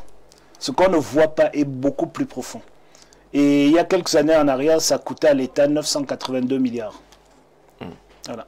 Alors, pendant la même année, la masse salariale de l'État était autour de 1200 milliards. Donc c'est juste pour vous dire. Et il faut comprendre que si vous êtes fonctionnaire à Mulundu ou Kuseri, vous êtes exclu de ces bénéfices-là. En fait, il faut principalement être dans les grands centres, quoi. Honorable, comprenez-vous certaines revendications des ressortissants des régions anglophones? Bien sûr. Qu'est-ce que vous faites? Je ne sais pas desquelles vous parlez. Par exemple, de quelles revendications? Par exemple, ceux qui manifestent aujourd'hui dans le Nozo, vous avez déjà évoqué la question. Écoutez, déjà, quand vous appelez ça Nozo, c'est déjà un problème. C'est déjà une marginalisation. D'accord, dans les régions du nord-ouest et du sud-ouest. Mais bien sûr, vous savez, il faut regarder les choses telles qu'elles sont. Il y a eu un problème. Aujourd'hui, j'ai présidé la commission sur le bilinguisme et le culturalisme, merci, du Grand Dialogue National. Nous avons quand même réussi à poser presque 130 points sur la table, sur lesquels à peu près une trentaine ont été transformés en loi. Cette loi n'est toujours pas appliquée aujourd'hui. Cette loi, jusqu'à aujourd'hui, il y a une tolérance. Vous savez, ce n'est que après cette crise qu'on a mis le premier mot en anglais sur les billets de banque du Cameroun. Vous vous rendez compte? C'est-à-dire que si vous ne savez pas lire des chiffres, et ça existe des gens qui ne savent pas lire des chiffres, et vous ne savez pas lire le français, vous ne savez pas quel argent vous avez, vous ne saviez pas quel argent vous avez, ça a été corrigé entre-temps. Mais ce que j'aimerais dire, et ce qui est plus profond, c'est que dans un pays bilingue comme le Cameroun, l'obligation du bilinguisme doit être au niveau de l'administration. Et l'usager doit pouvoir choisir sa langue. Ça, c'est un principe cardinal. Et le Cameroun n'a pas encore défini cela. Et tant qu'on ne le définit pas clairement, on aura toujours des problèmes. On a essayé, dans la loi sur le bilinguisme, de passer outre et de faire une certaine tolérance. Mais cette tolérance nous coûte très cher. Okay? Parce qu'il n'est pas compréhensible qu'aujourd'hui, l'État du Cameroun recrute des magistrats, recrute des commissaires de police, recrute des hauts fonctionnaires, des cadres de l'administration, et même des fois dans l'administration territoriale, qui ne parlent pas les deux langues. Ça devrait être le début, c'est-à-dire que si vous faites le concours de l'ENAM, bon déjà j'aime pas cet ENAM-là, mais si vous faites le concours de l'ENAM, on devrait déjà, si 10 000 personnes viennent, on devrait déjà prendre les 3 000 qui sont bilingues et puis maintenant faire le concours avec eux. Et s'imaginer par exemple donner l'examen en anglais à ceux qui sont d'obédience francophone et vice-versa. Connaissant le problème de fond, ou dans le fond, ce qui peut susciter aujourd'hui les réactions de certains de nos frères dans le nord-ouest et le sud-ouest, est-ce que vous n'avez pas l'impression que vous leur donnez justement cette impression que la langue est le problème? Non. Non, il y a un contentieux historique. Il ne faut pas prendre de raccourcis. Moi j'ai parlé par rapport à sa question, oui. Mais il y a un contentieux historique qui est clair. Il y a 2 pays qui se sont rencontrés pour faire un, et aujourd'hui c'est 8 régions contre 2. Et ça ne peut pas continuer comme ça. Mais il faut régler ce problème-là politiquement. Vous ne pouvez pas le régler sur un plateau de télévision. Il faut le régler politiquement. Et tant qu'on n'a pas, excusez-moi, le courage nécessaire, parce que c'est ce qui manque à notre gouvernement, le courage nécessaire pour dire « je me suis trompé ». Le courage nécessaire pour faire son mea culpa et s'asseoir à table et dire « avançons ». Avançons. Personne ne veut vivre dans la guerre. Avec que pour vous, le grand dialogue national, les initiatives antérieures, la création d'une commission nationale pour la promotion du bilinguisme, les efforts qui sont faits à l'ENAM et autres, ça ne compte pas? Ce sont des petits pas, probablement dans la bonne direction, probablement. Mais il faut des gros pas, il faut des grands pas, il faut des booms, il faut des choses qu'on voit. Vous comprenez? Et tant qu'on ne fait pas ça, on n'y arrive pas. C'est pour cela qu'il faut qu'il y ait une rupture en octobre, pour que des gens arrivent au pouvoir qui comprennent cela et qui peuvent amener le pays vers cela. Et encore une fois, qui peuvent créer des ponts, qui peuvent se parler, qui peuvent se comprendre, qui peuvent écouter. C'est ce qu'il faut. Honorable, connaissez-vous les fauteurs de troupes au nord-ouest et au sud-ouest? Si oui, êtes-vous en contact avec ces derniers? Écoutez, si vous me trouvez un seul ressortissant du nord-ouest et du sud-ouest qui ne connaît pas de fauteurs de troupes utilisés, si vous parlez de ceux qui sont en brousse, y compris tous ceux au gouvernement, justement, la question était celle, l'attitude de ceux qui sont au gouvernement, je ne vous demande pas de les juger, mais ce qu'on regarde, ce qu'on observe, c'est qu'ils ont l'impression qu'on ne sait pas avec qui dialoguer. Non, ce n'est pas de ça qu'il s'agit, c'est 2 choses différentes. Déjà pour dire, ces gens nous appellent, ils nous appellent tous.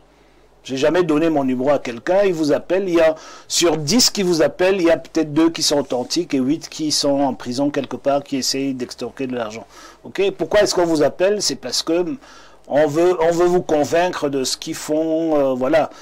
Comment tu as pu dire une bêtise comme ça à l'Assemblée nationale, mais on va brûler ta maison, on va faire ceci, on va faire cela. Donc il y a ce contact-là. Maintenant, vous pouvez raccrocher ou essayer de raisonner la personne, mais en fin de compte... vous avez eu ce contact, il existe, et nous ne sommes pas les seuls. Tout le monde a ces contacts-là. Et si quelqu'un vient vous dire qu'il ne les a pas, il vous trompe. Et même ceux qui sont des forces armées sur le terrain, ils ont ces contacts-là avec ces gens, parce que le téléphone existe, et d'autres moyens de communication existent aussi. Donc voilà, maintenant, il ne faut pas confondre cela avec le fait qu'on dit qu'on ne sait pas avec qui discuter. Oui. Tout simplement parce que quand les gens disent... Parce qu'il faut se donner la peine. Okay? Même si vous avez 1000 interlocuteurs, si parce que vous ne parlez pas, il y a un seul mort, okay, vous avez échoué. Donc même s'il y a 1000 personnes que vous devez rencontrer, donnez-vous la peine de rencontrer ces 1000 personnes pour casser ce mouvement-là. Okay? Et ramener les gens à la raison des deux côtés. Okay? Je vous ai dit, il y a des torts de ce côté, il y a beaucoup de torts de l'autre côté. Mais il faut ramener les gens à la raison et pour qu'on puisse avancer ensemble. Vous dites que pour au moins mettre fin aux violences et pas régler définitivement la crise... On règle la crise en 3 ans, je vous ai dit. D'accord. La réforme des institutions, c'est pour régler la crise. Mais on a besoin de 100 jours pour mettre fin à la violence. Et pourquoi? Parce que une des raisons de la stagnation socio-économique du Cameroun, c'est cette crise. Cette crise nous coûte excessivement cher. Donc il faut mettre tous les moyens pour que cette crise s'arrête, c'est-à-dire la partie violente, et que les revendications continuent et qu'on ait un dialogue pendant 3 ans. Et l'autre raison, c'est que vous ne pouvez pas parler avec les gens qui se tirent dessus. Donc pourquoi on s'en parle? Il faut qu'on arrête de se tirer dessus. Et on ne fait jamais la paix avec son ami. On fait la paix uniquement avec son ennemi. Donc cet imaginaire du gouvernement de Yaoundé qui vont trouver des amis de l'autre côté pour faire la paix avec eux, je ne sais pas où ils ont appris ça. Mais le b.a.-ba même de la politique et de la diplomatie et de tout ce que vous voulez est clair. Pour faire la paix, il faut parler à son ennemi. C'est tout. D'accord. Vous parlez de pont. Je vais vous poser la question. Est-ce que le pont le meilleur serait vous, parce que vous êtes ressortissant de cette partie du pays? Moi, je suis capable de le faire. C'est aux Camerounaises et aux Camerounais de juger si je suis le meilleur. Moi, je suis capable. Et je sais que M. Biya est incapable depuis 8 ans. M. Biya et tout son gouvernement est incapable depuis 8 ans.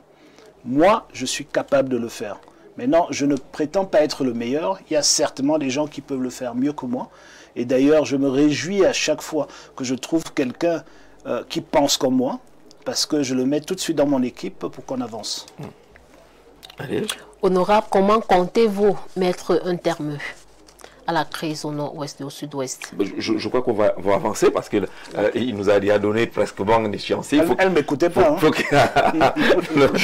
veut une solution magique. Elle veut une solution magique, mais je la crois crise, c'est important. Oui. Sa question, on rigole, mais sa question est très importante parce qu'on est passé dessus. J'ai expliqué. Le fond de la crise, c'est les institutions. Donc, il faut une refondation de nos institutions et nous proposons d'aller vers un système fédéral, une forme de l'État fédéral et un système semi-présidentiel. Okay? Pour enlever le drame de tout ce qui se passe là. C'est parce que M. Biya a trop de pouvoir. Voilà le fond du problème. D'accord. Donc, du moment où les gens vont décider d'eux-mêmes dans un système fédéral, comme si vous m'avez écouté, celui que j'ai essayé de démontrer tout à l'heure, vous verrez que la personne la plus importante pour le citoyen, c'est son maire. Vous savez, depuis que Trump vous avez parlé pratiquement d'un gouvernement local. Depuis que Trump est devenu président, vous l'avez déjà vu parler des problèmes des Américains. Il s'occupe de questions internationales. Voilà, des questions internationales, de rapatrier les Camerounais au Cameroun, de l'Ukraine, de ceci, de transformer Gaza en une plage, tout ça. Mais parce que c'est ça un président d'une république. Okay? Et ce sont les élus locaux qui s'occupent du développement, qui s'occupent du bien-être des populations. C'est parce que nous avons un système jacobin en place, un système hyper présidentialiste, centralisé, que ça ne marche pas. Et c'est ça que nous devons casser. Ça marchait peut-être en 1957 avec 3 millions de Camerounais. Aujourd'hui, nous sommes 30 millions. Ça ne marche plus. Donc il faut remettre le pouvoir aux populations, au peuple, c'est ce que nous appelons power to the people, c'est ça le fédéralisme. Il faut remettre le pouvoir aux populations pour qu'elles puissent elles-mêmes décider de l'orientation qu'elles donnent de leur développement. C'est quand même incroyable qu'on est dans un système où chaque village a une association de développement, un groupement de villages, et vous avez des gens dans ces associations qui arrivent très bien à travailler pour leur association et le développement de leur village, mais s'ils sont sous-préfets ailleurs, ils font tout pour que cette localité-là ne progresse pas. Alors ils prennent l'argent d'ailleurs là pour envoyer dans leur village. C'est ça qu'il faut inverser. D'accord. Je vais ajouter une ou deux questions des téléspectateurs. Bonsoir au chairman. J'ai pris l'émission en cours du fait de la coupure d'énergie électrique. Alors j'aimerais que le chairman nous dise quelle sera la stratégie de mise en œuvre pour combattre le chômage au Cameroun. Il a déjà dit, mais je préfère prendre la raison pour laquelle il s'est connecté tard à l'émission, c'est qu'il y a eu coupure d'énergie électrique. Un gros problème au Cameroun. Vous avez parlé tout à l'heure d'industrialiser le pays, mais il faut l'un des socles, l'énergie électrique. Vous savez, je reviens d'Inde, où j'ai passé 3-4 jours et, pour une conférence. Et un des panélistes nous a expliqué que ça fait à peu près 10 ans qu'ils n'ont pas eu de panne majeure de leur système électrique. Ils sont à 1,5 milliard, un truc comme ça. Ok.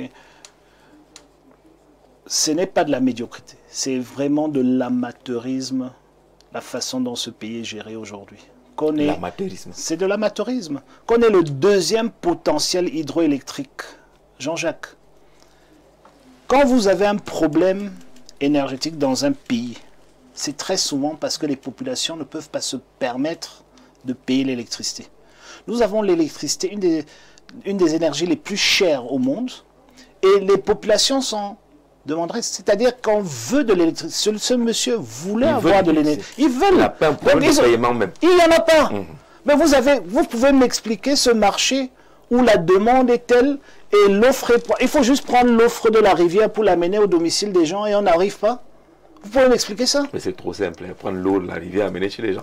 Il faut prendre l'énergie hydraulique de la rivière et ramener ça chez les gens. Et c'est ce qu'on n'arrive pas à faire. Et il n'y a aucun niveau d'intervention qui serait commercialement déficitaire. Aucun. Ok? Donc c'est de la médiocrité pure. Je ne peux pas expliquer ça autrement. Vous dites que c'est essentiellement rentable si on veut parler de moyens et que même si c'est cet aspect-là qui était la priorité, on gagnerait au calme. Déjà, je suis contre le fait que dans un pays sous-développé comme le nôtre, qu'une utilité comme l'électricité ou l'énergie en général soit considérée comme une denrée de rentabilité, c'est-à-dire que quelque chose de commercial. Et l'État doit prendre ses responsabilités pour baisser les prix et que les prix que les consommateurs payent ne couvrent que la production et le transport de cette énergie et la distribution de cette énergie, avec une toute petite marge dessus, point. Parce que nous avons besoin de cette énergie-là pour nous développer, pour vivre, tout simplement. Mais aujourd'hui, nous avons un potentiel sous-exploité. Et pourquoi? Parce que les projets hydroélectriques qui prennent le plus grand barrage en Éthiopie sur le Nil a pris 2 fois moins de temps à construire que les barrages 10 fois plus petits au Cameroun. Comprenez, il y a quand même un problème fondamental. Tous les projets, on entend parler des projets comme... Mongolais, Mekin. Bon, ça, c'est une autre catastrophe. Mais on entend parler. On entend l'exemple. Non, parce que ça là, c'est catastrophique. Oui. Nachtigal, ça fait 20 ans qu'on en parle. Okay, on vient de finir et on applaudit. Vous savez, c'est comme avec l'électricité. On est dans un pays formidable. La lumière part quand elle revient, les populations... Voilà. Mais c'est l'inverse qui devrait arriver. Mais bon, pour revenir là-dessus, il y a plein de choses qu'on peut faire. Et j'aimerais dire une chose. C'est que nous avons, encore une fois, non seulement le deuxième potentiel hydroélectrique de l'Afrique, mais en plus, nous avons quelque chose de gratuit qui abonde, c'est le soleil. Et nous devons juste créer un écosystème pour pouvoir capter ce soleil et le transformer en énergie. C'est-à-dire pouvoir ouvrir des industries de production, des panneaux solaires et de tout l'équipement qui va avec, pour faire en sorte que aujourd'hui, vous savez, dans beaucoup de pays dans le monde, les habitants, il suffit d'avoir un toit pour gagner de l'argent. Parce que vous avez ce qu'on appelle, comment dirais-je, on donne la possibilité aux consommateurs de vendre l'électricité vers le réseau. C'est-à-dire que vous mettez vos panneaux solaires et vous pouvez vendre à un certain prix qui fluctue de jour en jour et d'heure en heure. Vous pouvez vendre votre énergie que vous avez produite. Imaginons que c'est Eneo. Vous pouvez vendre votre énergie à Eneo et vous pouvez acheter quand vous en avez besoin. Ce qui fait que dans plusieurs pays du monde, en fait, les habitants, les familles gagnent de l'argent de l'électricité. En fait, ce n'est pas un point de dépense, c'est un point de rentabilité. On gagne plutôt de l'argent. Alors, si vous êtes... Et j'aimerais juste dire que pour mettre ce plan en place, vous n'avez même pas besoin, vous, la famille, vous n'avez pas besoin d'investir. Parce que ça s'accompagne d'un financement qui vient... Qu'est-ce qu'on fait aujourd'hui? Et ça existe déjà dans beaucoup d'autres pays. Si M. Jean-Jacques Zé a une facture mensuelle de 30 000 francs, on vous met une installation électrique qui couvre vos besoins et vous continuez à payer 30 000 francs jusqu'à ce que vous avez payé l'installation. Okay, donc au bout de 2-3 ans, vous devenez propriétaire et maintenant vous commencez à vendre l'électricité. Alors si vous êtes élu pour sauver le Cameroun, vous avez dit qu'on le fait ensemble, mais quelle est l'échelle de priorité? Vous classez l'électricité à quel niveau de priorité? Je vous ai dit qu'en 7 années, on a un mandat pour la transformation socio-économique du pays, l'électricité est là-dedans. Okay? Et il y a des choses qui peuvent être faites très vite, des choses qui ont besoin de plus de temps, comme le plus de barrages. Il faudra exploiter d'autres avenues aussi. Par exemple, aujourd'hui, il y a les SMR, donc les centrales nucléaires modulables. C'est des petites centrales qui sont très sûres, qui sont abordables, donc que nous pouvons acheter pour mettre dans certaines régions éloignées du réseau traditionnel. Mais surtout, il faut investir pas seulement dans le renouvelable, mais dans tout ce qui est batterie et dans tout ce qui est solaire et dans tout ce qui est éolien. Dans tout ça, il faut investir massivement au niveau industriel pour pouvoir produire tout cela localement. Donc, vous voyez que si votre priorité, c'est d'avoir des panneaux solaires made in Cameroun, vous pouvez travailler avec 3 industriels qui vont vous produire cela. Ça va prendre un petit moment, peut-être 1 an, 2 ans, le temps que les panneaux sont sur le marché. Mais ensuite, vous mettez des politiques publiques en place et des politiques fiscales en place qui font en sorte que tous les Camerounais peuvent justement s'approprier. Et peut-être ce qu'il faut juste dire pour qu'il n'y ait pas une incompréhension, quand vous êtes dans un système où vous produisez de l'électricité et que vous pouvez vendre au réseau, ça peut aussi être... ça ne doit pas nécessairement être solaire, ça peut aussi être d'autres sources énergétiques. Éolien, biomasse et tout ça. Etc. En fait, ce qu'il faut juste mettre en place, c'est des nouveaux transformateurs et des nouveaux compteurs. Des compteurs qui peuvent envoyer et recevoir et des transformateurs qui peuvent gérer ça. D'accord. Nadège, Pour sortir honorable, êtes-vous pour ou contre l'homosexualité? Alors, c'est une question que j'aime pas aborder parce que je n'aime pas m'attaquer aux individualités, mais je suis contre. Voilà. Mais je n'aime pas l'attaquer parce que j'ai une éducation protestante dans laquelle le respect des individus et voilà, mais je suis contre. D'accord, merci Nadège. On va rapidement mettre une respiration. C'était la question de qui? Parce que je veux Vous êtes contre, c'est ce qu'on retient. Que vous êtes contre, il y a déjà une loi qui réprime cela. Le fait que je suis contre ne veut pas dire que j'accepte le fait que quelqu'un qui s'identifie comme homosexuel ou tel se fasse lâcher en public et toutes ces choses-là. Je suis aussi contre cela. C'est ce que j'ai essayé d'expliquer. D'accord. C'est-à-dire que, voilà. Vous savez, la liberté des uns commence ou s'arrête là où la mienne commence. Mais si vous parlez de liberté, ça devient inquiétant. C'est-à-dire qu'on est libre d'être homosexuel alors? Non. Je dis tout simplement que ce que vous faites s'arrête là où ce que moi je fais commence. C'est ce que j'essaye d'expliquer. Monsieur le Président de la République est contre. Pardon?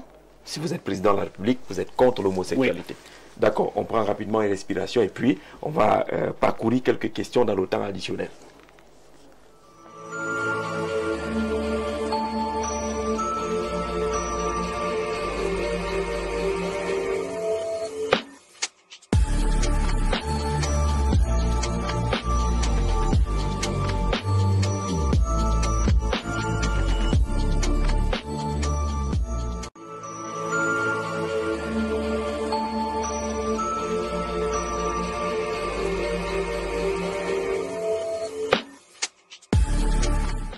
Question du temps additionnel, je salue Jean-Jacques et salue l'honorable aussi, et nous suivons avec beaucoup d'intérêt les zones d'ombre qui coincent et anéantissent l'avancement de notre pays vers le progrès politico-socio-économique. Mais une question pour l'honorable, pourquoi les partis politiques dits de l'opposition n'arrivent pas à être unis véritablement pour diluer la force du RDPC? Les Camerounais en grande majorité attendent avec impatience cette coalition qui tarde à venir depuis 1992. C'est M. Mila, depuis Odja, sur la coalition de l'opposition. Quel est votre regard? Écoutez, merci pour cette question, M. Mila. Déjà, j'aimerais dire que, au fait, cette attente est fabriquée par les officines du RDPC ou du pouvoir, pour bien les appeler. Une coalition, en général, est formée après une élection, pas avant. Avant, il y a des alliances. Mais bon, l'opposition n'est qu'un état dans lequel nous sommes. Si demain matin, Joshua aussi rentre au gouvernement, il n'est plus dans l'opposition. Okay? Donc l'opposition n'est qu'un état. Ce n'est pas, comment dirais-je, ce n'est pas un état permanent. C'est pas permanent, etc. La pire des choses qui peut arriver au Cameroun, c'est que deux partis politiques qui n'ont rien en commun, moi je suis social-démocrate, je suis du centre-gauche, le SDF est de centre-gauche, si on se met avec un parti d'extrême droite, par exemple, et il y en a dans ce pays, si on arrive au pouvoir, c'est la pire des choses qui peut se passer pour le Cameroun. Donc il faut comprendre cela. Il faut que les alliances puissent être de telle façon qu'elles puissent gouverner et puissent avancer ensemble. Et le système démocratique camerounais ou du multipartisme camerounais est malheureusement fait de telle façon qu'il est pratiquement plus simple de créer un parti politique aujourd'hui au Cameroun que d'ouvrir un bar. Okay? Il faut 2 timbres et 2 signatures, c'est tout. Dans d'autres pays, il faut 50 000 signatures, etc. Bon, ça viendra après. Pourquoi est-ce que je dis ça? C'est que je suis président d'un parti politique. Comme beaucoup d'autres présidents, dans mon cas, vous avez vos responsables locaux, à tous les niveaux, régionaux, départementaux, communaux, etc. Si vous avez un responsable communal qui a 10 000 voix, et vous êtes à table avec un président d'un autre parti qui a 1000 voix. Vous allez gagner le président des 1000 voix, mais vous allez perdre le responsable communal des 10 000 voix. Garantie. Ok? Ça a été une tension qu'on a eue sur plusieurs années à chaque fois qu'on se mettait ensemble. Maintenant, la deuxième chose à ce niveau, que j'aimerais juste dire, c'est que aucun homme politique, aucun actif, aucun homme politique n'est contre la mutualisation des forces. Mais ça ne doit pas juste être un slogan, coalition, coalition. Il faut mutualiser les forces. Aujourd'hui, tous ceux qui peuvent apporter un plus au SDF, ou tous ceux qui ont plus que le SDF et que le SDF peut leur apporter un plus, mais je vais là-bas en courant. Pour qu'on en discute. Vous comprenez? Il nous faut à peu près 96 000 agents électoraux, ce qu'on appelle populairement des scrutateurs. Mais moi, je sais combien j'en ai. Je sais où ils sont. Mais si j'ai aujourd'hui déjà 60 000, et toi, Jean-Jacques, tu as aussi 60 000, et tes 60 000 sont dans les mêmes bureaux de vote que les miens. Tu comprends? Si demain, tu as 10 000 et moi j'ai 60 000. Et des 10 000, 8 000 sont dans des bureaux de vote que moi je ne couvre pas. Mais je porte ton sac. Absolument. OK? Et c'est ça que les gens doivent comprendre. C'est ça que les Camerounais doivent comprendre. Et en plus de cela, quand nous mutualisons nos forces, par exemple pour des élections locales, regardez bien la carte. Prenez les dernières élections, législatives et municipales. Vous allez voir que vous avez 4 ou 5 partis qui couvrent le territoire national avec des candidatures. Et quand je dis couvrir le territoire national, c'est timidement, y compris le SDF, timidement. Et puis vous avez 300 partis politiques qui ne vont pas aux élections. Et vous avez une trentaine qui vont aller uniquement là où l'opposition gagne. Donc vous voyez, c'est difficile. Comment voulez-vous mutualiser avec un partenaire qui compte sur le fait que vous allez partir de là où vous êtes fort pour lui laisser la place? C'est quand même un peu complexe. C'est complexe. C'est très complexe. Vous savez, j'ai fait l'élection législative en 2013 à Douala. J'avais, je crois, 4 candidats à la présidentielle en face de moi. Vous comprenez? Donc vous comprenez que si, avec ces 4 candidats, on faisait une coalition avant, en 2011, j'aurais pas été candidat en 2013. Et probablement les populations auraient eu un mauvais choix puisque c'est moi qu'elles ont choisi. Tu vois?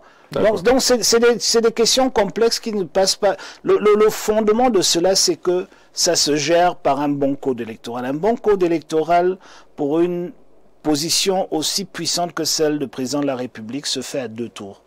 Le premier tour pour choisir les 2 premiers, le deuxième tour pour que tous les autres s'alignent derrière les 2. Et on a les résultats. Voilà. Alors, mais sur la candidature unique de l'opposition, c'est la même chose. Niveau de coalition, c'est exactement la même chose. Oui. C'est exactement la même chose. Oui. Aujourd'hui, la plus grosse difficulté, vous avez expliqué, est-ce qu'on n'a pas de leader capable de fédérer? Ce n'est pas le leader qui fédère qui banque. Il y en a. Mais vous fédérez quoi? C'est ça le débat. Mettez sur la table ce que vous fédérez.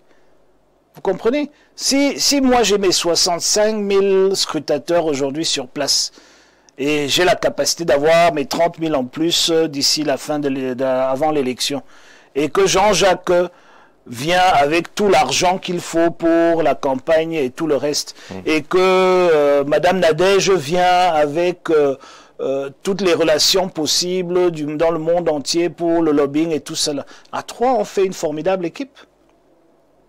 Mais si ce n'est pas le cas, on fédère dans quoi? Se compose sur la table. Mais bien sûr. Ce que chacun vient avec. Mais bien sûr. D'accord. Mais bien sûr. Donc il faut pas. En fait, dans l'imaginaire populaire aujourd'hui, on croit que si on met les têtes de proue ensemble, ça donne un résultat. Non. Ça ne donne pas de résultat. Si toutes les têtes de proue ne sont que forts dans quelques circonscriptions et que 95% du pays est vide, il y a un problème. D'accord. Très rapidement, très bonne émission. S'il vous plaît, monsieur Jean-Jacques Zé, je suis André Patrice. Je voudrais dire à l'honorable que je suis un technicien qui fait dans la sérigraphie et qui souhaite bien produire les supports de communication. Je prendrai son contact. T-shirt, polo, casquette et autres, il a envoyé le contact. Il a envoyé le contact, vous voyez, le président va prendre votre contact et puis on suivra le marché. Bonsoir, mon humble avis. Non, on ne suit pas le marché, je prends le contact. Ça reste... On est témoin, on veut suivre l'affaire jusqu'à la fin. À mon humble avis, ce monsieur est réellement le sauveur de notre nation. Il a des idées claires, il m'impressionne. Et en outre, il est parfaitement bilingue. Il est celui dont le Cameroun a besoin afin de redresser la barre. Jean Caris, voilà, lui n'a pas de question. Il a été séduit par votre passage et vos différentes interventions. Est-ce qu'on aura le temps de prendre quelques autres questions? Prenons les messages peut-être les plus simples pour qu'on les lise plus facilement. Alors bonsoir, j'apprécie énormément votre émission à écouter le leader du SDF. Je dis à un moment, soyons honnêtes, les leaders de l'opposition au Cameroun peinent à s'unir et c'est sans exception, ce qui est un problème majeur.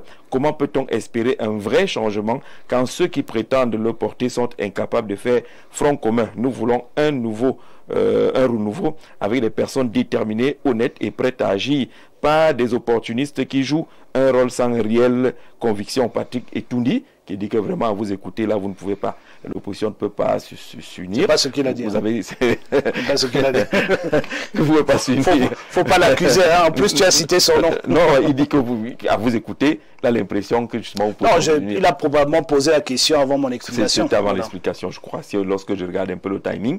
Bonsoir Jean-Jacques. Le SDF est le seul vrai parti d'opposition au Cameroun qui propose le président du SDF un vrai programme. Nous allons adhérer.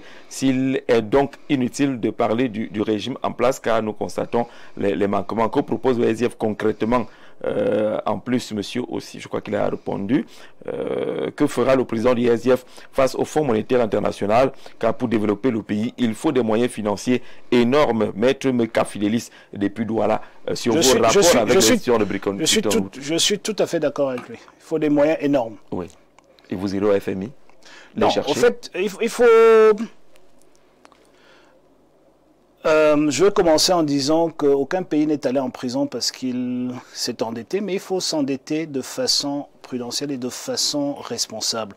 Aujourd'hui, quand le Cameroun se compare très souvent à la Côte d'Ivoire, très souvent, en tout, on a plus ou moins la même superficie, la même population, la même économie, etc., la même géographie, sauf que la Côte d'Ivoire a le double du budget du Cameroun. Il y a quand même un problème.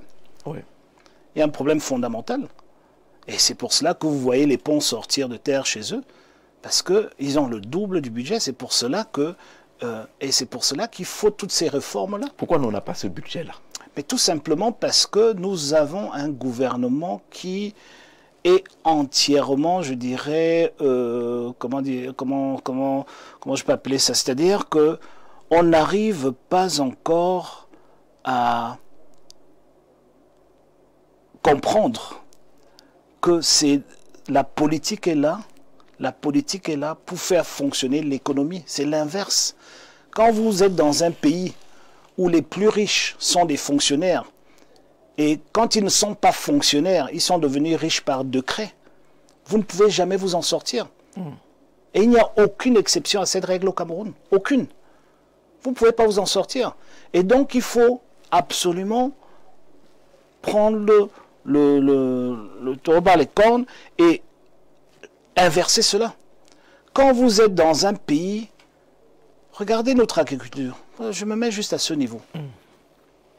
Nous avons une population qui a faim et nous avons des agriculteurs qui importent la nourriture qu'ils mangent. Ok? Et nous disons que nous sommes un pays agricole. Est-ce que ça a un sens? Hein, Jean-Jacques? Ça n'a aucun sens. Donc, quand vous êtes un pays comme le Cameroun, où vous êtes basé sur une monnaie de domination, le CFA, ok, et vous n'avez pas la capacité, le courage nécessaire de sortir de vous émanciper de cette domination-là, et que vous vivez essentiellement sur les importations, rien ne peut fonctionner. Alors vous écoutez, ça veut dire que vous êtes pour le retrait du franc CFA? Non, je suis pour la réforme. Je suis pour la réforme parce que je ne vois pas pourquoi on ferait chemin, pourquoi on ne continuerait pas dans cette zone économique, etc. Elle fonctionne tant bien que mal, mais elle est bien plus utile pour nous que si on est tout seul. Mais il faut commencer, il faut prendre des décisions courageuses pour sortir de tout cela. Le franc CFA est un frein. Personne ne peut me dire le contraire à notre économie, mais surtout les orientations politiques du gouvernement sont catastrophiques. Catastrophiques. Vous avez une balance commerciale négative de presque 2000 milliards. Comment est-ce qu'on peut s'en sortir? C'est impossible. C'est impossible. Donc il faut commencer à travailler là-dessus. En fait, commencer avec urgence de travailler là-dessus. Et surtout, il faut se donner les moyens. Il a dit très bien. On a besoin de beaucoup d'argent. Une des premières conditions pour avoir de l'argent sur les marchés, c'est d'avoir une stabilité politique. C'est quand les gens se parlent. Si vous avez le nord-ouest et le sud-ouest, plus personne ne vous donne son argent. Si vous avez un président de 92 ans qui est là depuis 43 ans, plus personne ne vous donne son argent. Voilà les faits. Les faits sont têtus. Et donc, si vous n'avez pas d'alternance, personne ne vous donne son argent parce que vous n'avez pas démontré que vous avez la capacité d'aller d'un gouvernement à un autre. Autant d'éléments. Mais les marchés financiers sont là. Ils ont beaucoup d'argent pour des investissements. Les investissements directs étrangers sont là. Ils cherchent où aller. Si le Canada prend tous les Camerounais pour aller travailler là-bas, ça veut dire qu'on a des compétences locales. Et donc ces entreprises canadiennes pourraient venir investir ici. Mais les conditions ne sont pas réunies. Et il faut réunir ces conditions. Et ce n'est que le politique qui peut le faire. Mais malheureusement, au lieu que le politique s'occupe à faire cela, ceux qui sont aujourd'hui au pouvoir passent leur temps à être une concurrence au secteur privé. Et c'est ça le drame de ce pays. On va essayer de répondre en 1 minute pour essayer de répondre à un maximum des questions. Bonsoir Chairman et courage à vous. Que pensez-vous des expulsions abusives des Camerounais de Guinée équatoriale, Senjo et Adamou? C'est une catastrophe. Depuis Libreville au Gabon qui envoie le message. C'est une catastrophe. Et aujourd'hui, avant, je me fâchais avec les autorités équato-guinéennes, mais je crois qu'elles ont compris qu'en face, il n'y a pas de répondant, donc elles font ce qu'elles veulent. Et normalement, un président de la République doit arrêter ça le jour que ça arrive. Et cogner sur la table et cogner durement. Mais malheureusement, on a un président qui n'arrive plus à cogner sur la table. Il faut cogner sur la table? Il faut cogner sur la table et durement. Dès que les intérêts de votre pays sont touchés, dès qu'on frôle aux intérêts du pays, il faut cogner sur la table et durement. Alors, bonsoir honorable. Alors, moi j'ai un problème depuis 2023 que je suis allé déposer le dossier à Douala pour Camport. Jusqu'à présent, je cherche encore. Voilà, ça doit être un problème personnel. On n'est pas en train de... Nous parlons du ça doit être un dossier d'emploi. Voilà, un dossier d'emploi. Je vais regarder après. Je vous donnerai justement le message. Bonsoir à vous, honorable. Comment réussirez-vous à intégrer l'ensemble du triangle national face à un parti historique qui est solidement implanté dans les tréfonds du pays? Joël Assiga depuis Yaoundé et Koumdoum, il veut parler là du RDPC. Ah, c'est toi qui le dis ou c'est lui qui le dit? Il parle d'un parti historique qui est... Monsieur Joël Assiga, merci pour cette question, mais je ne considère pas le RDPC comme un parti politique. C'est un appareil utilisé par l'administration parce que, comme je le dis et je le répète, des fonctionnaires ont pris en otage ce pays et le parti politique qu'ils utilisent comme par avant, c'est le RDPC. Dans un parti politique, quand un parti politique est au pouvoir, quand il y a la formation d'un gouvernement ou quand il y a un problème, ce parti se réunit et prend des décisions en collégialité. Ça se passe comme ça dans le monde entier. Alors, aujourd'hui, ce qui se passe, c'est que le parti fait le travail pour ses fonctionnaires et les fonctionnaires envoient, comme ça vient de se faire récemment, ils envoient des fonctionnaires envoient leurs émissaires pour devenir les patrons du parti sur le terrain. C'est l'inverse qui se passe. C'est-à-dire que c'est quand vous êtes élu dans le parti et que vous progressez, que vous allez plus loin, que vous devenez ministre, que vous devenez tout ce que vous voulez. Mais ce n'est pas le cas avec le RDPC. Donc ça veut dire que le RDPC n'est pas au pouvoir. Avant d'être responsable. Voilà, on est d'abord ministre avant d'être envoyé vers la base pour devenir le patron de celui qui a fait en sorte que tu sois ministre. Et donc, moi je ne considère pas le RDPC. Il y a une capture de l'État par des fonctionnaires, pas tous les fonctionnaires, quelques fonctionnaires, qui le font habilement et très bien. Et donc, c'est eux qui contrôlent ce pays. Si le RDPC croit qu'il est au pouvoir, qu'il me dit bien, qu'il m'explique bien pourquoi est-ce que le RDPC ne prend aucune décision dans ce pays. Et surtout, même quand je suis avec des cadres du RDPC et qu'on parle de l'après-Biya, on ne me parle pas d'un président de section, on ne me parle pas d'un membre du comité central, on me parle toujours des gens qui sont en dehors de l'appareil du parti. Ça veut dire que tout le monde est conscient que ce parti n'est que là pour accompagner ces fonctionnaires-là. D'accord. Mohamed Khalifa, étudiant en sciences politiques à l'Université de Yaoundé 2 soirs. Je crois que votre question est arrivée juste avant qu'il nous donne la réponse sur le franc CFA. C'était son interrogation. Je crois que vous avez suivi l'explication. Non, il faut, pour le franc CFA, peut-être juste pour ajouter, moi je suis pour la souveraineté monétaire d'un pays. Et une monnaie est un instrument très puissant, un instrument économique, pardon, très puissant. Et donc, on ne peut pas garder cette souveraineté-là entre les mains d'autres. Ok, c'est mon point. Maintenant, je ne suis pas pour laisser le Tchad de côté, la Centrafrique et tout ça, et faire chemin seul. Je dis qu'il faudrait essayer de faire cette mue ensemble. D'accord. On verra tout ce qui demande le contact. On aura tout à l'heure s'il est possible de faire quelque chose. Est-ce que si vous êtes élu, qu'allez-vous faire des détournements des fonds publics? Et on va finir par là. Si vous êtes élu, le Cameroun vit encore. Je serai élu, pas si. Voilà. Sur les détournements de fonds publics, j'aimerais juste ressortir mon point de vue, et c'est pas nouveau, je le dis depuis très longtemps. Quand vous avez un problème, vous réparez le problème, pas les conséquences du problème. Okay? Ce que M. Biya fait depuis 40 ans, c'est qu'il répare les conséquences du problème. Quand on met les gens en prison, et on ne change pas le système qui a permis aux uns et aux autres de détourner ces fonds, parce que le même système reste en place, rien n'a changé. C'est pour ça que chaque mois, il y a des nouveaux détournements, et chaque mois, il y a des nouveaux problèmes avec des gens devant le TCS, etc. Donc, tant qu'on ne fait pas ça, on s'en sortira jamais. Et donc, ça démontre à merveille que c'est le système qui est faillible. C'est le système qui ne marche pas. Et c'est ce système qu'il faut corriger. Et il ne faut pas grand-chose. Il ne faut pas grand-chose. Une des mesures qui marche déjà très bien à un certain niveau, c'est le traçage. Le traçage, c'est que tous les mouvements d'argent sont faits de façon numérique. C'est-à-dire que non seulement, aujourd'hui, je ne comprends pas pourquoi, c'est le gouvernement camerounais qui fait le plus usage du cash, alors que le cash, dans certains pays, il faut l'acheter. C'est-à-dire que quand vous allez à la banque prendre 100 000, on vous donne 95 000, parce que vous payez 5 000 pour avoir du cash.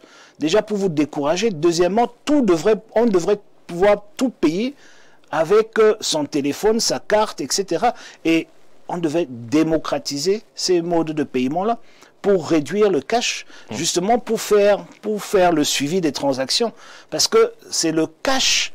En fait, les gens ne détournent pas une facture ou une carte de crédit. Les gens détournent du cash. L'argent qu'on transporte encore. L'argent qu'on transporte. Et ça ne devrait pas exister. Et ça coûte déjà, pour imprimer cet argent, ça coûte très très cher. Ça ne devrait pas exister. Donc ce sont autant de choses. Mais maintenant, surtout, quand on regarde comment le système de la commande publique est au Cameroun. C'est normal que les gens volent. C'est normal. Mais j'ai même l'impression que la commande publique a été faite à dessein pour que les gens puissent voler. Parce que le système est tellement poreux, tellement facile à détourner, avec les 4-9, avec le gré à gré, avec des marchés en concession, etc. Et personne ne respecte le code des marchés publics. Personne. Il faut donc s'attaquer globalement au système. Il faut s'attaquer au système et mettre des règles en place qui seront respectées par les uns et les autres. Et surtout, il ne faut pas de complaisance. Parce que vous savez ce qui se passe. C'est qu'au fait, il ne faut pas oublier que ces détournements sont une façon déguisée de redistribution politique. C'est-à-dire que parce que quand vous regardez ce qui s'est passé avec le Covid, c'est évident que c'était une redistribution politique. C'était pas autre chose. Quand on a un problème de santé publique, le Covid, on reçoit de l'argent et on donne ça à tous les ministres. Vous allez chercher quoi là-dedans? Okay. Vous comprenez que... Certains ministres ont dit avoir reçu l'argent sans savoir exactement ce qu'ils doivent faire. Exactement. Mais c'est pour ça que je dis, le problème c'est le système. Mais ce qu'on faisait, on disait, voilà, on va bientôt mourir, prenez votre part. C'était ça.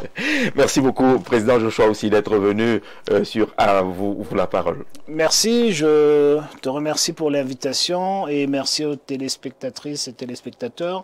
Et désolé si ma fièvre m'a un peu... Nous, on l'a pas ramolli, comme tu as dit. Nous, on n'a pas ressenti. Mais c'était un plaisir d'être avec vous. Et puis, merci pour toutes ces questions aussi. Et ceux qui ont demandé les numéros vont les recevoir. Et les 2-3 questions personnelles seront répondues. Voilà. D'accord, merci beaucoup. N'oublions pas la rediffusion de ce programme demain à 7 h. dimanche à 7h également, et puis lundi à 12h30 pour retrouver le président Joshua aussi et sa vision pour sauver le Cameroun. Merci d'avoir regardé, merci à toutes les équipes techniques et rédactionnelles. Très bonne fin de soirée et bon week-end.